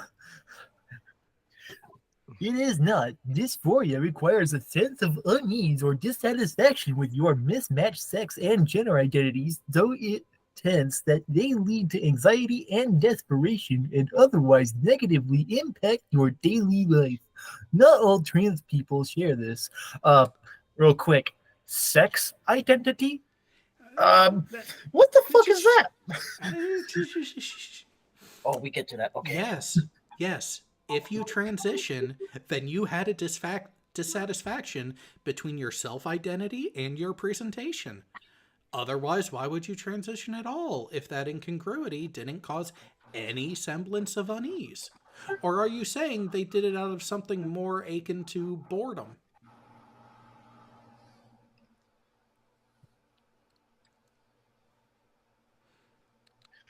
As I said earlier, some trans people are not negatively affected by their gender sex incongruency, but they do experience a euphoria when they do transition. Like, I'd be happy if I had a full head of hair, but my male pattern baldness doesn't affect me otherwise. There's a stereotype to be had there. Yeah, and Bloober Mom, you're gonna love a side shoot of this conversation that takes place later. Because they really did not like my answer. I think you missed a part of my previous post. Here it is again for you. Otherwise, why would you transition at all if that incongruity didn't cause any semblance of unease? Subconsciously is a level of unease. If you are considering transition, then you have a level of unease. I directly answered that question in the reply you replied to. I wouldn't mind having a full head of hair again, but I'm not bothered by it either. Unlike some men who are so bothered by it, they spend thousands on gender affirmation treatment. Similar thing with some trans. Yes, this person seems to think that Rogaine is gender affirming care. What a fucking brainlet. So you're agreeing with my point. A person will only take action if they want to change a thing that bothers them. That being the case, how can you then say that someone who transitions was not in the same or similar state of dissatisfaction? I'm disagreeing with that point. People will take action if they see an opportunity to improve their situation, even if they are otherwise content with their current situation when not presented with that opportunity. So you think someone who is genuinely happy and content with the status quo will be able to not only recognize an opportunity for change, but also make the decision to take that opportunity for change?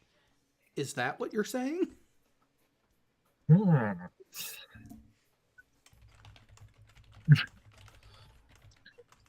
Should just be, oh wait, no, if someone who is otherwise content or unbothered sees an opportunity for improvement, they can and do make that change. Why is this so difficult for you to understand?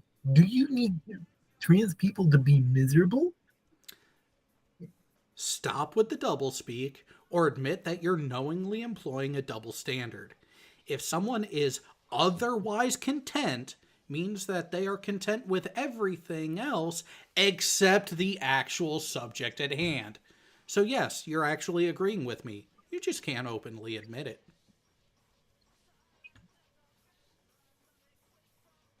Your next point, Jared. My point in all this isn't to force anyone to be unhappy. It's to shine a light on the truth of the matter. If that makes you uncomfortable, then that is something that you'll have to deal with yourself. I'm going to scroll up really quick. There we go.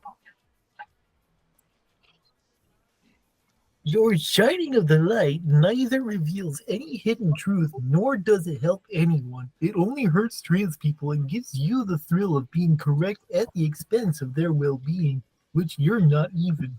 Try empathy just once. If the truth hurts you, then that is a problem between you and the truth. Notice I have never said that trans people don't exist or aren't what they claim to be. I have always encouraged them to get the help, care, and assistance they need. Why? Because that is what will help.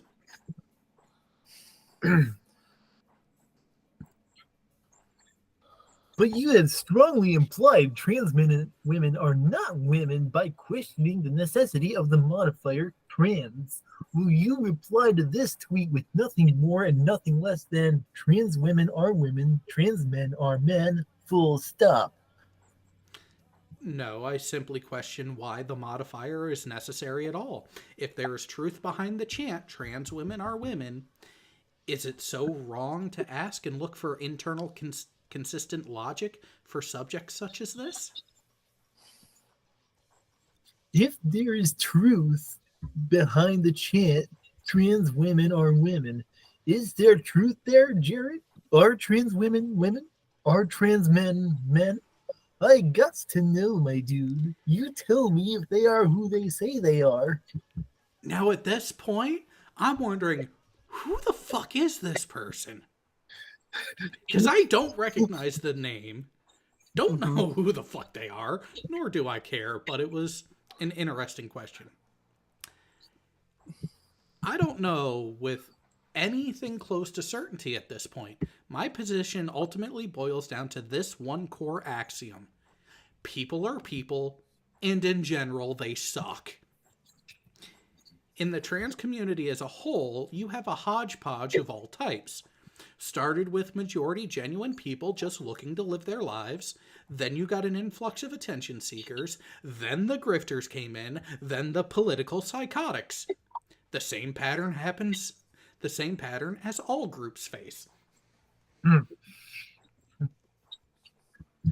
That is a planet-sized projector there, because the only attention seekers, grifters, and political psychotics in this debate are the ones denying the validity of trans people and passing legislation to invalidate them.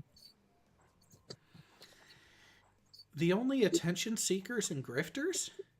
You're aware that there's a streamer out there who was paid big dollars to be a trap, and as more money kept rolling in, the shift became more and more permanent. That isn't suspicious to you? We have U.S. presidential candidates and other elected officials passing legislation that's causing real harm, and your best counter is fucking Finster.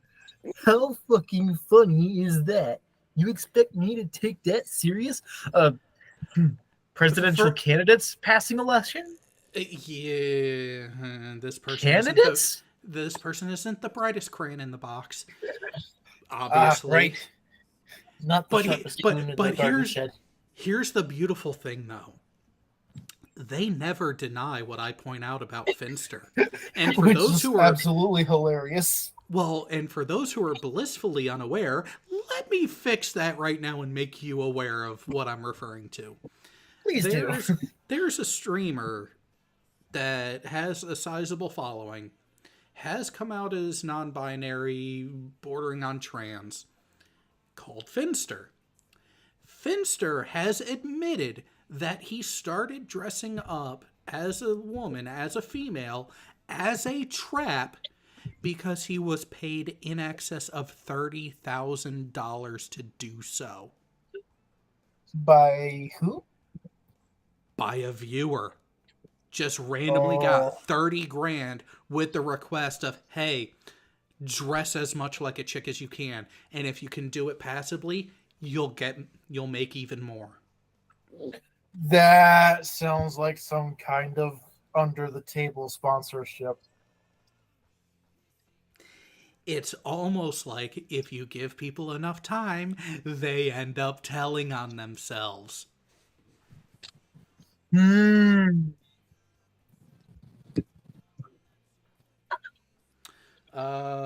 still have a wrench because I haven't cleaned up the moderators in about 5-6 years. Oh, definitely sold out for money, but sold out to who? Whoever that viewer was? That's what it started as. And I point out, actually, you know what? Right Part here. of me wants to... Right here. Yeah, you won't find me singing the praises of any political incumbent or aspirant. They're all fucked. You implied that the infestation wasn't on your own side. Finster is a counter example to that. Literally paid to transition. Can't say it didn't happen now, can you? Hold on. There you go. Everything I've seen from Finster gives me the impression he's completely genuine in his transition. No one would go through all that work and expense to fool not only the public, but everyone in their lives. Of course, there's grifters on all sides. Yours has most of them. By the way, Finster is gender fluid and uses either pronouns. Which is still under the umbrella of non-binary, not gender conforming, not cisgender. But hey, these modifiers don't really mean anything or are connected to any trait, right? It's just a tag for content at this point. Making them trans, gender fluid being a subset of trans, the retard can learn. Now, are trans women women? So for those who may have missed it, there were multiple branching threads off of this at certain points where he kept pointing out, kept repeating the question, are trans women women? To which my answer, some. Some of them are. And I even later, I think it'll show up here later, I just painfully point out, is like, if they're a genuine person who transitioned for genuine reason, good job. You are what you are, not a problem. But if there's ulterior motives for it, I'm not so inclined. Because if you transition for the purpose of any sort of gain, financially, status, or otherwise, that is not genuine to you just being you, that's where I say no. And under that definition, Finster is not. Yeah. So this will be for about a fifth time. Perhaps it'll sink in now. Some are not. Some are genuine, some only claim it for the attention and or profit. It's a case-by-case basis, including, but not limited to, the level of delusion the person exhibits. Not a no, not a yes. Question remains unanswered. Tell you what, tell it to my face on call. I'm on Discord. My handle's Stonebutt there. Real simple. Find me and set a date and time. I have no channel, so I'm purely in it for showing you your place. Your question is answered. Simply claiming a title does not give you that title. Other factors are taken into account. Or do you believe that I'm the King of England just because I say I am? Hey, careful. There is no King of England.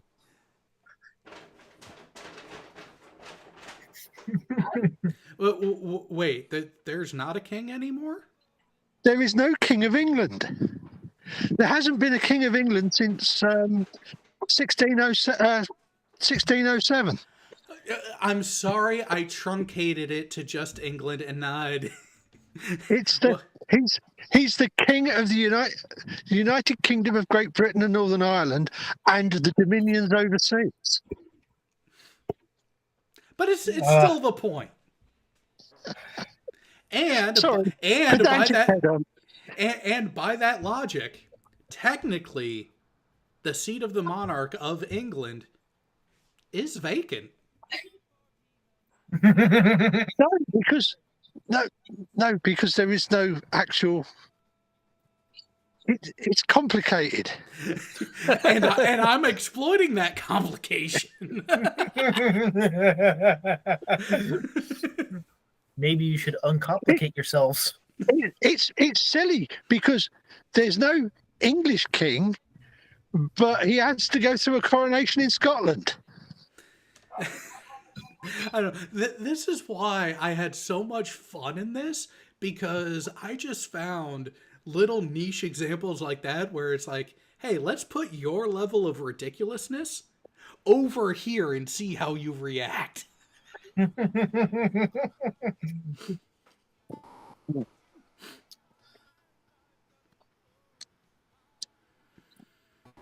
Oh, by the way, it's Sorry, I interrupted you? I was about to say, yep, it's It's onto your tweet now. Okay. You've not yet given a definitive no or yes, so it's unanswered. Are you going to accept or refuse my offer to debate? I'll answer any question you ask. I'll do it on any platform you want. The only clout I get is the personal satisfaction in slapping you around. I'm with Glover Mom. The voice you have chosen for this one is fucking spot on. I was trying to go for like a stuffy nose nasal Ranitor, but I ended up with more like a fucking A little Plexi bit the of Clown. Goofy put in there too, which works. So I'm I glad don't you like it, Glover Mom. Yeah. I don't debate, and I rarely use Discord anymore. Plus, this is perfectly public enough. If you can't be honest here, why give you the time elsewhere? You're asking for a broad, definitive, all-encompassing answer to a question that is not a broad and definitive subject. Gosh. Let me say this yet again. Some are genuine and treated as such. The others are not. Some don't make being trans their entire personality for attention. Others are using it as a cash grab and or narcissistic fix. I employ a case-by-case basis for each individual. Are trans women women? Yes or no? You would never accept this level of evasion when arguing a flirf. Yet here you are. Time to break out the crayons. Some are, some are not. Is the Lavender Lady or Brenda Von Ashen? Yes. Is Dylan Mulvaney? No. Is it making sense yet? Is Dylan Mulvaney? No. So trans women are not women. You could have just said that and saved us a lot of time and aggravation. But no, you're a bigot and a coward and you can't answer straight. And no, you do not believe the Lavender Lady or Brenda Von Ashen are women. Not all are. The grifters and attention seekers are not, as they are not genuine in their presentation and or behavior. If you are a genuine person, then there's no issue. So you are magically in my head now? You know my thoughts and opinions of people you've never asked before? Oh, it's actually pretty fucking easy to know your thoughts because I've seen it before and your type are so fucking predictable. If you believe trans women are women, you would say so. If you didn't and you were a coward, you would do exactly what you've been doing. Simple as. And it's Rich, you're getting upset that I'm getting in your head when your waffling hinges on being in every trans woman's head at all times to know whether or not they're acting genuine enough for the arbiter of transness to make his decision if they're trans or not. Hold on, I think that's my roommate. Come on, mouse worker. I'm not getting upset with you. In fact, I knew you'd grow to act and behave unhinged at some point in this thread. I call it a premonition, and so far, you're right on track. But sure, go ahead and keep lying about what I have and haven't said. It's fun to watch you squirm. Amazing. I also had a premonition you'd never answer the question directly. I should have bet money you'd show your hate boner for Dylan Mulvaney. That's all you transphobes ever talked about for 6 months years ago, and here you are. She's still in your head, rent-free. Oh, honey, just because you don't like the answer doesn't mean that you weren't given one a dozen times over. But sure, you keep believing that, and maybe one day someone else will live your delusion with you. I like answers that answer questions, especially mine. I'd like to have your answer eventually. I'd give it another few years before you're openly saying trans people are not valid at all. Hell, Steve's already been done that. You mean like each time I answered your intentionally watered down question with proper nuance and specificity? Yeah, hate when someone can cut through your bullshit, huh? My question hasn't watered down. I just got tired typing it in full. I abbreviated, but it still retains its meaning. Asking if 2 plus 2 equals 4 or if the M1 Garand was the best rifle of World War II can always use a nuanced and detailed answer, but they can also be answered with a yes or no. Your question is closer to, is left the right way to go? You asked for a yes or no answer when the only honest response was some. I knew where you were trying to go with the question. Your intent was plain as day, and I refused to play. Why? Because I'm not dishonest like you. So it's dishonest to use a question to provoke the dishonest answer I knew I'd get from you? I think that's just what real journalists do. Not that I am one. I'm just a moderately intelligent asshole playing a transphobic retard like a fiddle. But yeah, I knew I'd get your answer from the get-go. I knew I'd get your kind of answer from the get-go. Your type is very predictable. Asking an intentionally nebulous question, demanding a simple dichotomous response when you know that there is intricate nuance, is massively dishonest. To respond with the appropriate nuance is the only honest reply that can be given, which is what I did. Deny it more. It's entertaining.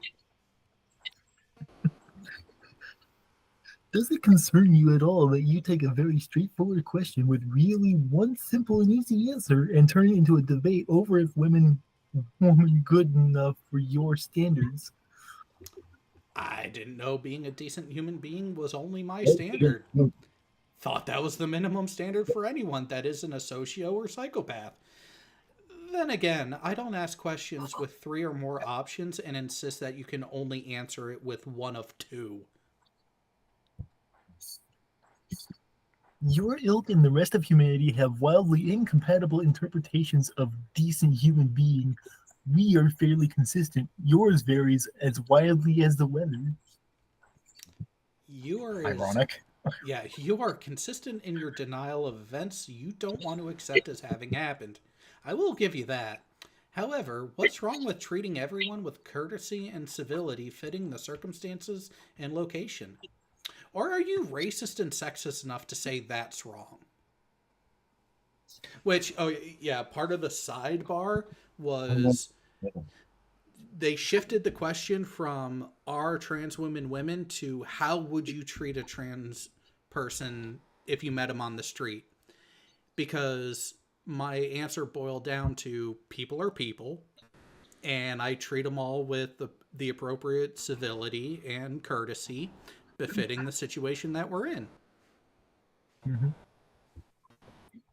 What's the fucking problem with that?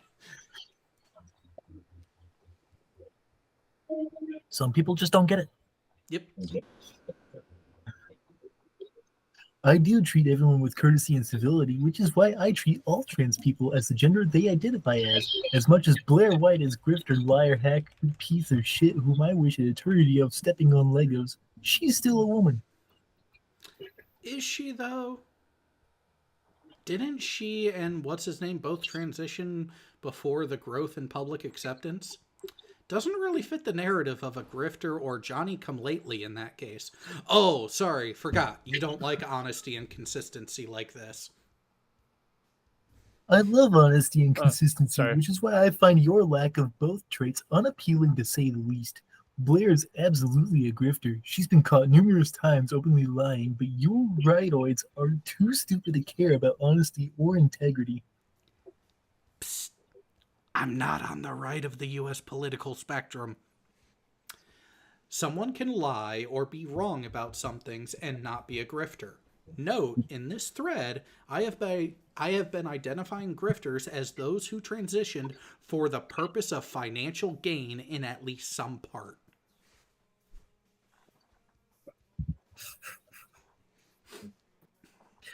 Your beliefs say otherwise. Definitely your social beliefs. To be a grifter, you have to lie and lie for money, which Blair White does.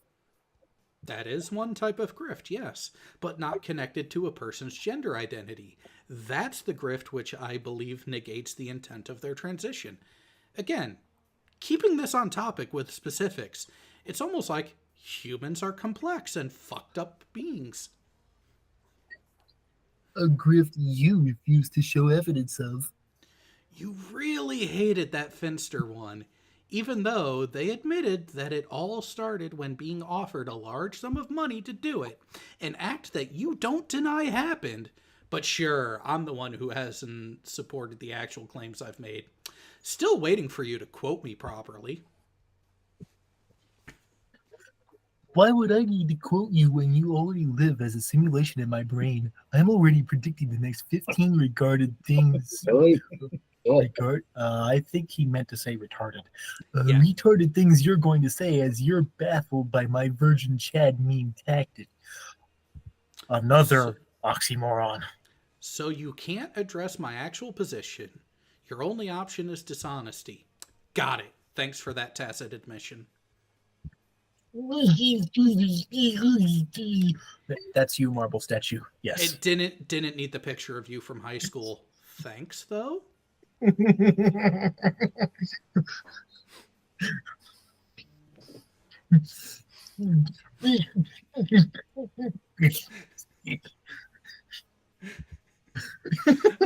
Oh, Glober Mom. See, that is exactly it. Here's the thing. For those who are wondering, ultimately, and I even said this in the thread, I don't give a fuck what any consenting adult does to themselves or with any other consenting adult. I don't give a flying fuck. But I do find it funny when people try to make certain claims and then put that claim as having a basis in rationality behind it. Absolutely fail and flounder when you ask them to support themselves with said rationality that they claim to have. And that's what that was, is I don't deny the validity of anyone who claims to be trans. As it actually came up on screen, I want them to get the help that they need to be in a place in life where they are their best. But that's not, excuse me, I don't limit that to just people who are trans. That's my position for everyone. You be the best you that you can be. And if there's something that you're unhappy with or think you can be better at, great, work on it. If you need help for it, not a problem. People need help for things. Ask for the help, get the help you need, and keep chugging away and reach your goals. What's the fucking problem? The problem is I didn't respond to Creaky. I just sent it to you. Had a feeling. No, I think I was going to say something about, the economics of, airports having, like $30, The captive audience. minimum wage, the captive audience and everything. Because I know at SeaTac, I think they're almost up to like $25 an hour for minimum wage in the airport specifically. Jeez. Yeah. I mean, like, I don't mind paying the higher prices because of the, hold on just a second.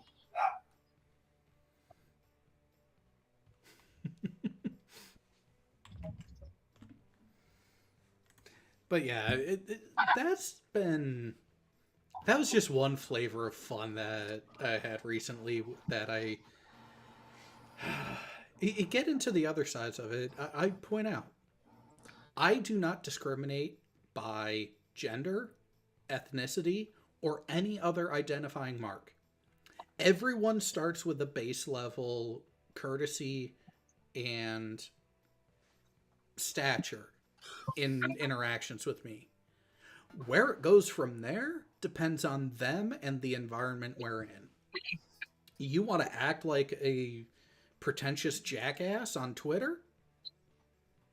Oh, buckle up, Buttercup, because you're not going to enjoy the ride. Your buckles are fuckled.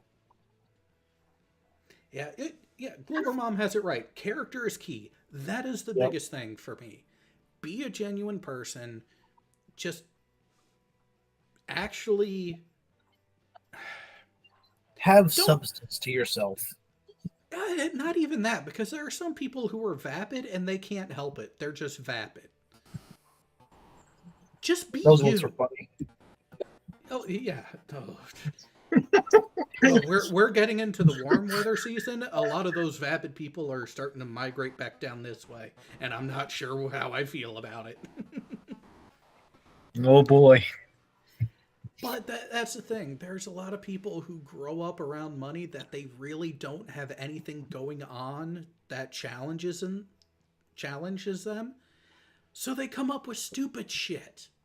And I think that's the biggest thing is how wonderful must your life have been if inane fucking bullshit is what you need to argue about to feel like something is going on in your life.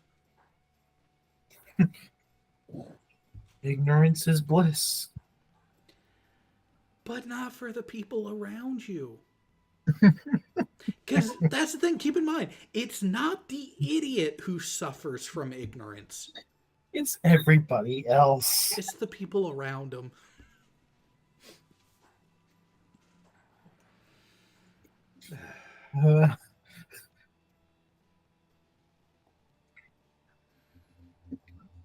Of the minimum wage for restaurant workers to 20 an hour, other minimum wage workers are still getting 50.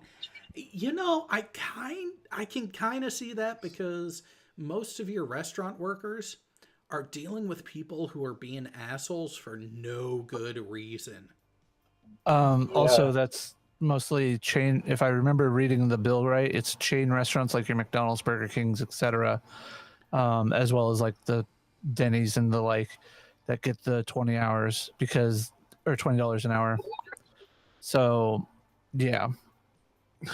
So if you're, busting a table at your local mom and pop diner, then you're fucked. Well,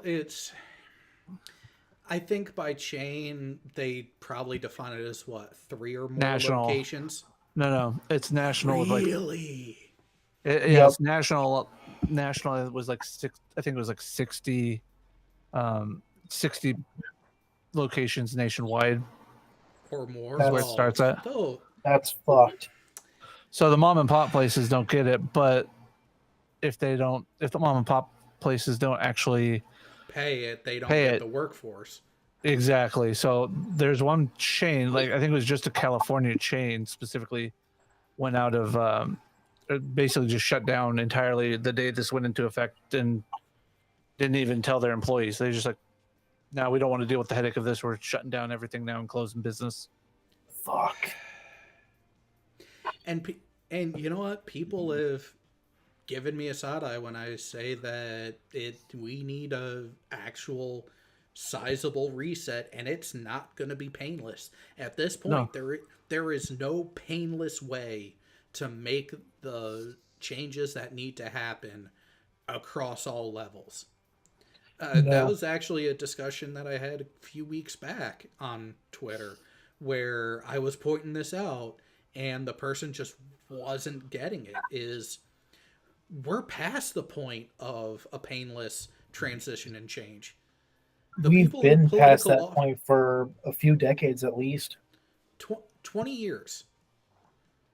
So since 9/11? Towards the end of Bush 2.0, the political parties stopped working together. They stopped talking.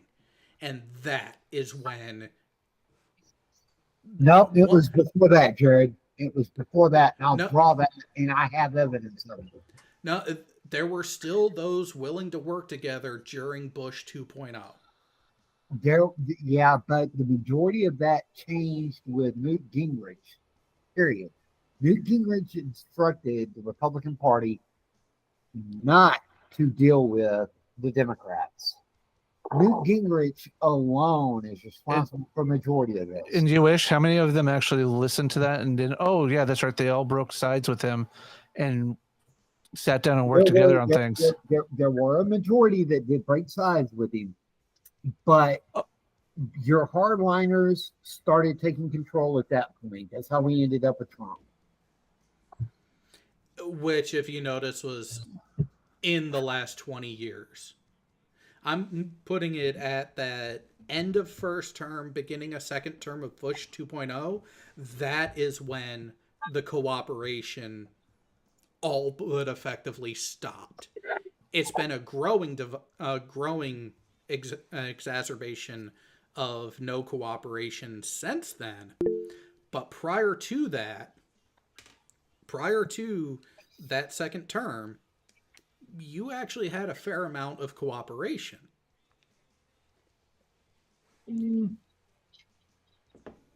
That could be debated because the balanced budget, which was what Newt Gingrich wanted, he got, is really where it stopped, because it killed a lot of pork barrel for a lot of everybody. It killed the superconducting super collider in Waxahachie, Texas. I mean, that much was evident because the House lost the key Democrat in that Lloyd Bentsen, a Democratic senator from Texas, became the treasurer of the United States under Clinton. And Gingrich waited until Bentsen got approved to move to kill the superconducting super collider. Gingrich had a lot of pork barrel spinning projects, a lot of scientific projects he wanted killed.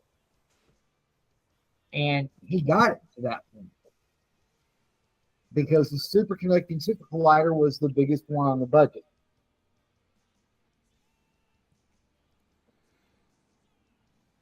Ooh, I like this suggestion from TP Seeker. Reinstate the fairness doctrine, including cable, satellite, and internet, and get news out of the entertainment business. Yes, please. Yep. Get fucking mainstream news media out of here. We don't want it. Well, no, is mainstream news is not the problem. The problem is that news has become a for-profit advertising endeavor much more than it was ever intended or should be. Having the big three, ABC, CBS, NBC, having actual news broadcasts where it's not very little editorializing, but mainly talking about the facts of events taking place. Just leave it at that. If they could get back to that and stop with the fucking sensationalized bullshit to sell advertising space, that alone would start to make a massive difference.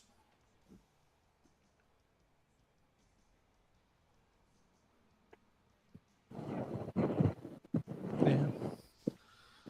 The problem is, though, is that in order to do this painful reset, you're gonna have to convince the entire world to do it, and they're gonna bitch.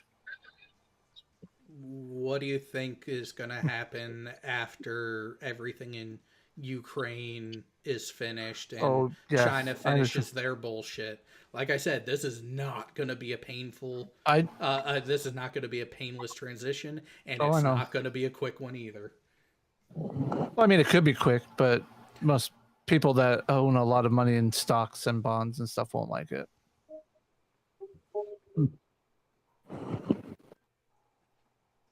Just do a hard reset on everything. Send the values back 20 years and. Well, or how about this? Go back to a constitutional proper framework. You don't have to change anything. Just actually stick with the actual framework of the Constitution as it's written, not as you think it is, not as you interpret it to be, as it's written. And if certain words are unclear, then refer to the definitions from when it was written. Meaning, like the Second Amendment, a well-regulated militia. It's not a well-restricted militia. It's a well-equipped and disciplined militia. That is the definition. And even then, the militia was every able-bodied male. So, Yep. And aside from that, is also the federal government is way too fucking big for its own britches. Mhm. A lot of the shit that they're doing and trying to keep power and influence over is not their fucking realm of responsibility. Give it back to the states. Because that's what we are. We are a union of states. So the only other, there are two other, well, no. 4 changes total that I would make in addition to that. 1, get the money out of politics. Lock out the lobbyists. Fuck them. Stop making federal politics a career path. It is a service, not a money-making endeavor. And in doing so, you no longer are immune to insider trading, bitches. Oh no! Nothing of value was lost. Oh no! 2, national vote, not a vote amongst Congress itself, a national vote amongst the populace. Term limits for people in Congress. Yes. Term and age limit in both Congress and the Supreme Court. Yep. Well, Supreme Court can be an age limit, not a term limit, because they're not constantly refreshed. Having that stability there from I the can go with judicial that. pool. Yeah, I but can an go with age that. limit. Here's the thing. definitely. Here's the thing, though, is that, and I push for this, is that I would like to see of the districts, of the appellate districts, I would like to see elections held for the Supreme Court. We have 9 appellate districts. Let's have 9 justices. Let's elect them every 10 years. Let's vote on them every decade. That way, you don't like who's sitting in your seat, vote them out. They don't have to worry about term limits. They're and they don't get to run. Their record is their running. Does their record represent you? They don't get to campaign.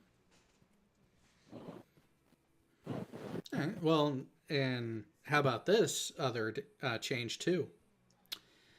Congress can no longer vote for their own pay raises. As a matter of fact, their pay structure is no longer a fixed rate. Want to know what I think their pay should be based off of? How many push-ups they can do, They're- which is they're- zero, they're paid- zero, zero. You know what? And here's the thing, okay, is that I don't think Congress should have the ability to pay themselves $250,000 regardless of where they're from. They should be, and this will ensure that you get service-oriented individuals. They should be the lowest tier of minimum wage from their states. I wouldn't put them at the minimum wage because I'm not. No. Okay. I said minimum wage. I said the lowest median of middle class from their states. I say put them at the mode of their constituency. Whatever the most frequent of the average wages that your constituency makes, that's what that representative makes. So if that representative wants to make more while they're in office for their congressional pay, do They have better to for your increase people. They have to increase the pay of their respective constituents. Yeah, see, actually, your friend there, Anna, brings up a point that I've heard some people say Congress shouldn't get paid.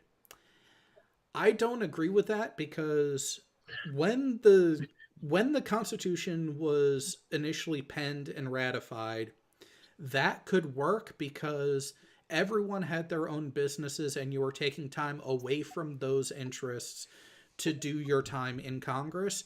but they weren't in session nearly as long as They weren't the full-time modern day all the- works. Right. Now it is more full time. You do need to compensate them because they're not able to. And I will agree with that does need to be a thing. They're working full time in that position. They need to be financially compensated because they are doing a job, they are doing a service. They are What they're getting being- paid to do that is questionable. And this is where I think if we want them to actually get back to caring about their constituency, the actual people they're supposed to be representing, let's make their pay tied to the success of the average person that is in their constituency. So just have it be their the minimum wage in their jurisdiction. No, Not the minimum. it's the average mean of the district that they're in. Yeah. Okay. So like Seattle would be slightly higher than Olympia, but Olympia will be slightly higher than the Olympic Peninsula of Washington. But I would also For example. tie in the mode to it as well, do some sort of calculation between your rote mean and your mode, because for those who aren't the freaking math nerds, the difference between the two. Here's where you guys are losing it. Okay. There is this thing called the federal standard. And the what is it? The earnings decree. So you have, in Jay's case, a representative from Olympia that's female, but you have a male that's from Seattle. Who's making more? That's Maybe she should have some more tech sector down. that is a violation of the federal law. That's Okay. the problem. That is the Okay, reason I but say you're assuming that we're going to let that standard still stand. and you won't be able to do it any other way because there's going to be too much pushback from the left over it. Oh, Okay. this There's is gonna be- after we've already beaten everyone into submission. This is starting over. Yep. This is post-war legislation. No, this is pretty much just you have to convince everybody so we don't have bloodshed, first of all, because that's something I really don't want to deal with. But I'm you just convince simplifying everybody. it as post-war I because understand that'll what you're cut. Yeah. I understand what you're saying. But what I'm saying is that we have to convince everybody that for the betterment of everybody, we have to take on this huge ass hit in financial everything. And that's not going to just be the people at the top. The people at the bottom, such as myself, I'm going to have to take a massive hit in my pay and my way of life to get this back on track. So that way I can actually move up in the world to be able to afford things. It's going to suck and it's going to be a bitch, but you know what? I'm all for it. Yeah, that And is then- that is And my there are whole people thing. out there. There are people out there like my niece who is not, Yeah. Well, and she will raise a gun against me. Okay, and she will not be alone, and she is severely on. okay. Night birds. Bye, Burns. Bye. Bye, dude. But this is where I've said it's not going to be painless. I recognize that there is going to be a literal fight at some point because that is where things have gone to. And the first symptom of it that shows that being a highly likely inevitability is the fact that the discourse between disagreeing sides at a political level is shut down. And it's been that shutdown, that disconnect, that refusal to talk to each other has been growing over the last 2 decades. This is why I say that it's going to be painful. I am expecting there to be some level of bloodshed as a result because people are too fucking selfish. Mm-hmm. Okay, and I agree with you. But am I willing to shed blood? Am I willing to engage in the use of the war? Because that is what you're saying at this point, Jared, is that there's going to have to be a new civil war. I'm not willing to go down there. When did I say that there's going to be a new civil war? When did I promote I this? have- I said Jared. I heard Jay. So I said Jared. Yeah, I see it that way because I'm a realist looking at the behavior of the aggregate across the entire nation and also the world, and the way humanity is fucking retarded. Tensions are only going to build up to a boiling point, and then, well, it depends on how much of all hell is going to break loose at that point. Let's look at it this way. The two shit options that are currently being touted for the presidency is a dementia-ridden pedophile and an outright fucking skeezy lying businessman. There are better options out there. But no one wants to talk about that. No one wants to consider that there are better options than those two fucking wastes of genetic material. I mean, I'm willing to talk Robert F. Kennedy, but Oh no. When your own family won't support you and you're a fucking Kennedy, that is a huge red flag. And Yeah, that is the reason why that the American people need to get behind the man, is because if the Kennedys won't support you because you're too far right for their taste, but you're too far left to run for the right, that should tell everybody in America everything they need to know about them. there should also be an age limit for the presidency as well. Because yes, Bernie is because not. of Biden. Bernie, Biden, and Trump are not viable options. Yeah, they're not. They're not. They're a cardiac arrest away from being a vice president that's fucked beyond. We've already had one die from cardiac arrest. In the middle of a war, no less. At the tail end of a war, but Still in the middle of it. I don't think FDR was willing to drop the bomb. I think he was willing to No. wait on Russia to come. He was in. willing to waste 1.5 million American lives to take Japanese soil. No, he was FD willing. He was willing to wait. He was willing to wait until Nazi Germany was soundly defeated, so that he could have the Russians on the north side. That was what he was willing to wait for. And if you don't go back and look at the history, you won't see it. I've looked at the history. He was willing to wait. He was not willing to drop the bomb. He would have done it 6 months before he even thought about it.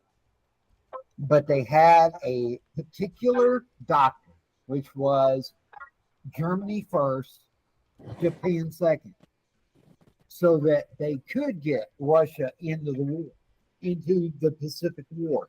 That was the whole reason. And if you don't see that, you're blind or you're stupid. And why would we have wanted Russia to get into the Pacific War? To try, well, the only benefit to having Russia involved in a mainland invasion of Japan was to lessen the number of casualties that America would face. Because up to that point, the American foot soldier was 85% of the ground force in the Pacific Theater. Yeah. A little bit more, actually. I think it was closer to 89. And we had lost, and by the time we reached Hacksaw Ridge on Okinawa, we'd have lost too many people for a mainland invasion to be, Well, no, successful within, we had acceptable parameters. Well, that is the thing, the acceptable parameters. But what they were also noticing is that every time they came with a casualty expectation on each of the island hopping bits of the campaign, they were maybe at half of what the actual was on their estimates.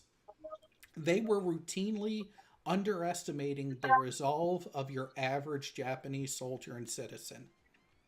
It wasn't until Okinawa that they realized that it wasn't just the soldiers that were that diehard, but they Japan had convinced the citizenry just how bad the Americans were that were coming. And they realized at that point, oh, and this is one of the outlying islands that wasn't exactly the happiest about being part of Japan acting like this. What the fuck are the main islands going to be like? And they were anticipating 1 to 1.5 million casualties just from that, without adjusting the numbers for lessons learned. Yep. The toll for a mainland invasion of Japan was ridiculous.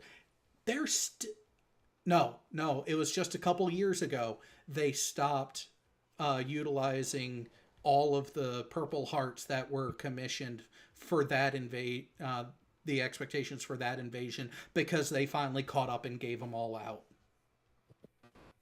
What, 2-3 years ago? Yeah. Maybe? Yeah. Whoa. Yeah. So they were certainly. I know they We were were certainly going to handing out lose everyone.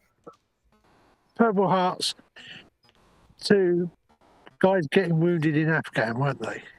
Yes. Mm-hmm. Yeah, it was only a couple years ago that the last of that initial World War II stock of Purple Hearts was issued out as a new medal.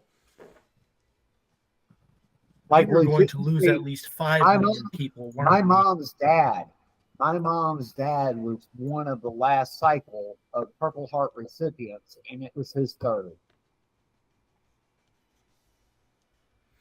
Yeah, they had made, in anticipation of an actual invasion of the main islands, enough Purple Hearts to last us through the end of World War II, Korea, Vietnam, and every other operation through the global war on terror.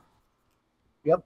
Up until the end of the Kabul pullout in 2021. So the FDR was slower but still open to using the bomb, with Truman getting in and those numbers started coming up, and it was like Truman actually looked at it wholesale and actually realized, do we actually want to split Japan with Russia? Yep. No, we fucking No. don't. Let's drop it. No, we don't. And I'm guessing that was because Truman was also seeing the problem that was the Soviet Union. Oh, Truman had no love lost for Stalin. He could not stand Stalin. Yeah. And No, he it- hated. No, he and Stalin had it out because Truman did not like specific activities during specific meetings. And Stalin indulged in all of that to get under Truman's skin because he knew it got under Truman's skin. FDR was more laid back in his indulgences. Yeah. How many times? Let me ask you a question. How many times did you see FDR with a cigarette in his mouth? Jared, I just sent my wife that picture for Furball. Nice. She's not an Apple user, but at the same time, did you just end the stream? No. I just got an about- ad. Well, to answer my own question, the answer is just about every campaign photograph has FDR with that long cigarette holder and a cigarette in it. Well, that was also part of the zeitgeist. Okay. In the 40s, I- is I so get many that. more people smoked. I get that. Okay. How many times do you see Truman with the cigarette? I'll Now, admit Truman- I haven't looked at the political campaign stuff from There the are 40s. very few. Truman was a smoker, but Truman understood that he needed particular individuals within both parties to accrue the necessitated votes. Truman would, in a meeting, exhibit a particular discipline. Okay, he wouldn't smoke during the meeting. He would allow those in the meeting to smoke, but he himself would not smoke. You know, as a smoker, I can tell you, I don't know how difficult that would be, but it's going to be very difficult. But Truman had a particular public appearance that he maintained throughout his career. There's only been very few times that I ever seen a photograph of Truman smoking, but none of them during Potsdam, during the after Germany negotiations. And then when Truman started to see what Stalin was planning for China, Truman said, screw it. We're going to drop the bombs. We're going to try to shut this shit down. Let's do it. Okay. Now, for China, for Japan, you have 3 guys and 3 guys. You have 6 guys total. Okay. You know what they're called, Jared? They advised the Japanese Emperor Hirohito. Oh, the council that didn't actually listen to the emperor. Yeah, the Hawks. Wasn't one of them Yamamoto? The Hawks No. and the Ducks. No, at this point, Yamamoto was dead. dead. He was taken out. Yamamoto was pretty dead. Yeah, so what a lot of people forget about the way Japan was set up from a government standpoint, the emperor was more of a figurehead for the populace, but the actual governing of the nation was being done not by politicians, but by the actual senior military leaders. It was actually the head general of the army that was actually the lead politician over their parliament. Tojo, yeah. And those guys did not want to surrender. Nope. Prior to Okinawa, the emperor was realized and saw the writing on the wall. It's like, yeah, maybe we should be done. But the military leaders are like, no, we got this. No, we're still fighting. No, we're still going. Oh shit, that looks like the sun. Oh shit, they're doing it again. Wait a minute, it's sunrise again? And Why is then- Hiroshima gone? Then Then 3 days later, oh no, it's the second sunrise again. Okay. and this All right, time- wait a second, because the thing is that the Hawks started to have doubts about, well, if we're only going to have a northern half of our country, because Truman had promised every major city in the South, Kyoto to damn it. What's the freaking capital of Japan? Tokyo. Truman had promised to drop a bomb and visit that destruction on every city in Japan in the South. The Hawks, led by Tojo, said, wait a second, if we're going to have no cities to the south and we're going to have to live under Russia's rule to the north, let's talk to the U.S. and let's surrender and let's see what type of deal we get. Okay. What type of deal they got? They got a constitutional republic / Constitutional monarchy. I wouldn't even call it a constitutional monarchy because the They kept it on, correct? because the emperor has no power. The emperor has less power than the king of your United Kingdom, Alan. That Yeah. Emperor of Japan has nothing. Hang on, I got a call from my wife. Okay.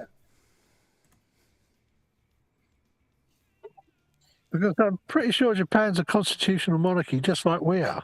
It In- kind Not of. In that the emperor is head of state, Yeah, that's on paper. right. on paper with no power, which is pretty much what we've got. Well, Except but- your king actually has executive powers because he's so the he's here's lord of the land. Well, here's the difference between the two. In the UK, the monarch has still retained at least ceremonial presence, whereas in Japan, the emperor doesn't even have that. So, where if you look at the UK and the way your government's set up, is establishing a government via parliament still does come from pseudo royal decree. Japan doesn't even do that. Fair enough. The emperor in Japan is purely ceremonial and purely a figurehead. Yeah, I mean it's not like the king has any power to do any. The only power the king has is notional, in that the government of the day goes to him and says, "We want an election, so close Parliament." And of course, the king signs all acts into law, and he could veto it. However, the last time the veto was used, i.e., not signing it, was 1700 and something, with I think it was Queen Anne. And that was because the government had already changed its mind, and the easiest way to get rid of the bill was just to advise her not to sign the bill. Yeah. So I actually just pulled it up as confirmation, and under the current constitution of the nation of Japan, the emperor has the following ceremonial roles: appoint the prime minister as designated by the Diet, appoint the chief justice of the Supreme Court as designated by the cabinet. That is it.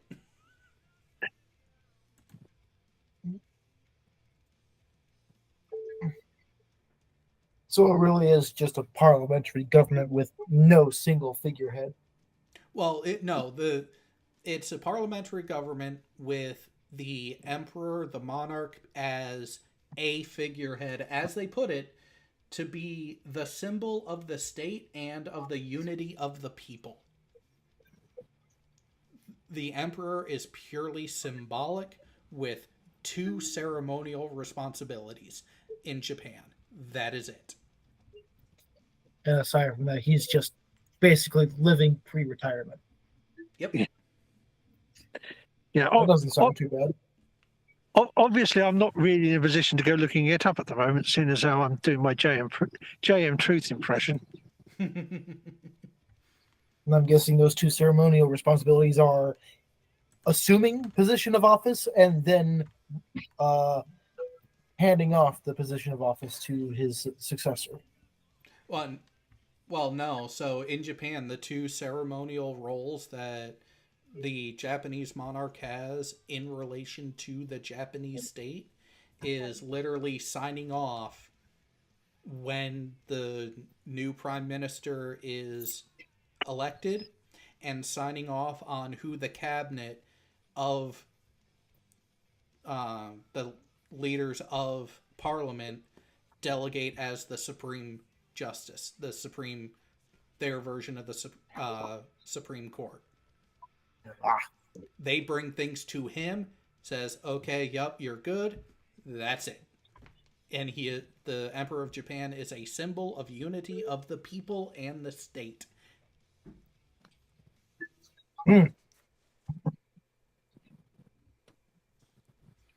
It's also the reason why there's that famous photo taken after the surrender The one on the Arizona. No, the Emperor wasn't there for that. Oh, MacArthur went to the Emperor's palace and actually had his picture taken next to the Emperor. And MacArthur is like a foot and change taller than him. good God! And so the Emperor is just looking up this beast of a man, going, "We are angered a Yeah. giant."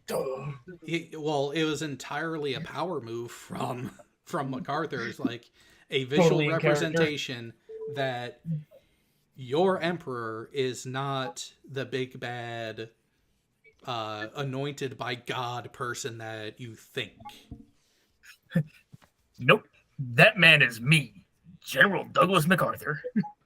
It actually, Glober Mom has it right. So respectfully, he is basically Japan's mascot. Yes, Yep. that is the Emperor. Yeah. We have. And it's Basic still bitch Hirohito's mascot? line too. Oh, it's the bloodline. Oh, that is just disrespectful. That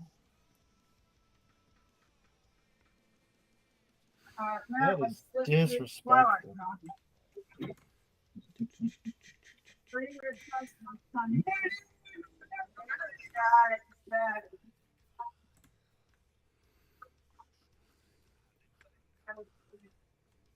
By the way, you're crazy. I'll say hi to country girl. Hello. No, I don't want to. You can't tell me what to do. You're not my father. Wait, he needs to hear it. You need to tell Jared that again. I said I can't. That's only because she's got a pussy. Sorry, Jared, I'm gonna unplug your video tonight. Anyways, it's getting close to midnight. Oh, I wanted to talk about Homeworld. Yeah, Blue, you show up now as I'm about to click buttons and take us off air. Gee, I love your timing. You're worried about it being midnight. It's 10 minutes to sunrise here. Well, yeah, but you're also a crazy daft bastard there, Alan. Well, I was hoping to be able to do some astrophotography tonight, which is why I've been out here since 2:00 this morning. But it was misty. But then it's not been as misty as I would have liked for doing some landscape photography of the sunrise, because and I think there's a few too many bars of cloud just right close to the horizon for a nice sunrise this morning as well. I think I'm going to see the sun through it. It does still look beautiful, though. Yeah, I am really lucky with where I live, because actually I live about 800 meters that way. Oh, God, so you're basically in your backyard. Pretty near, yeah. The view's better up here in Fred's Field.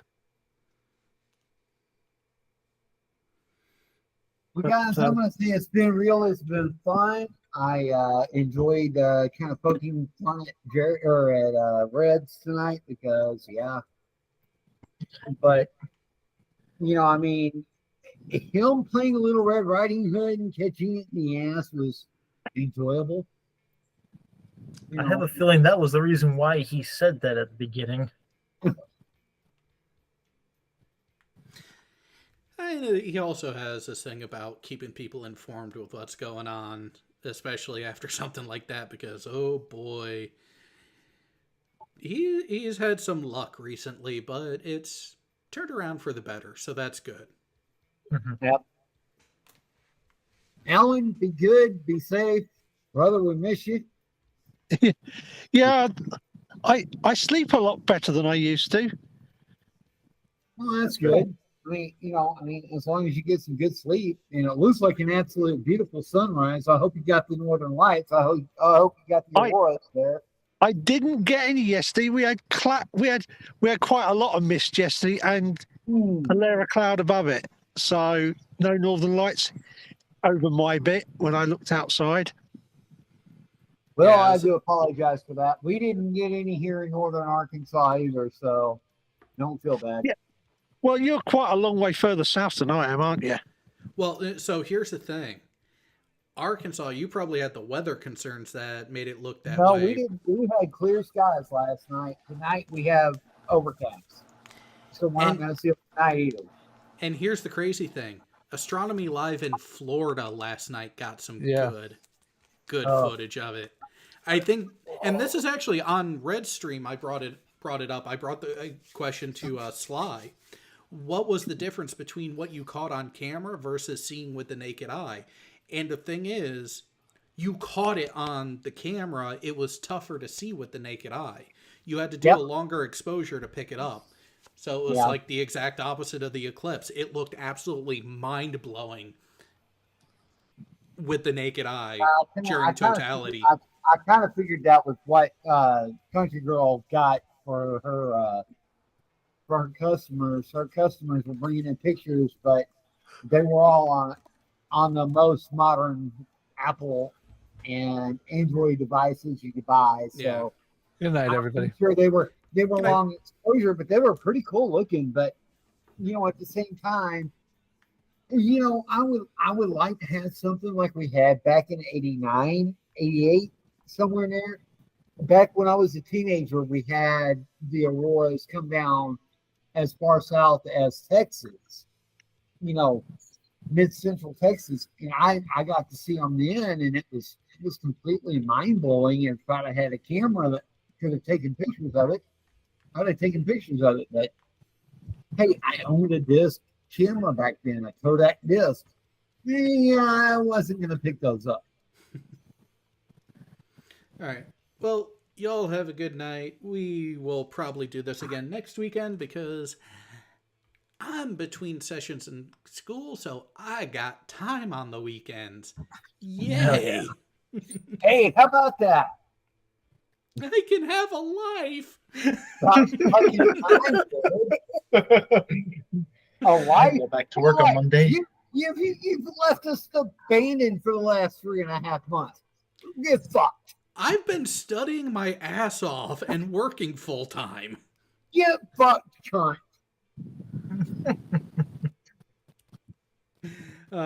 Anyways, good night, all.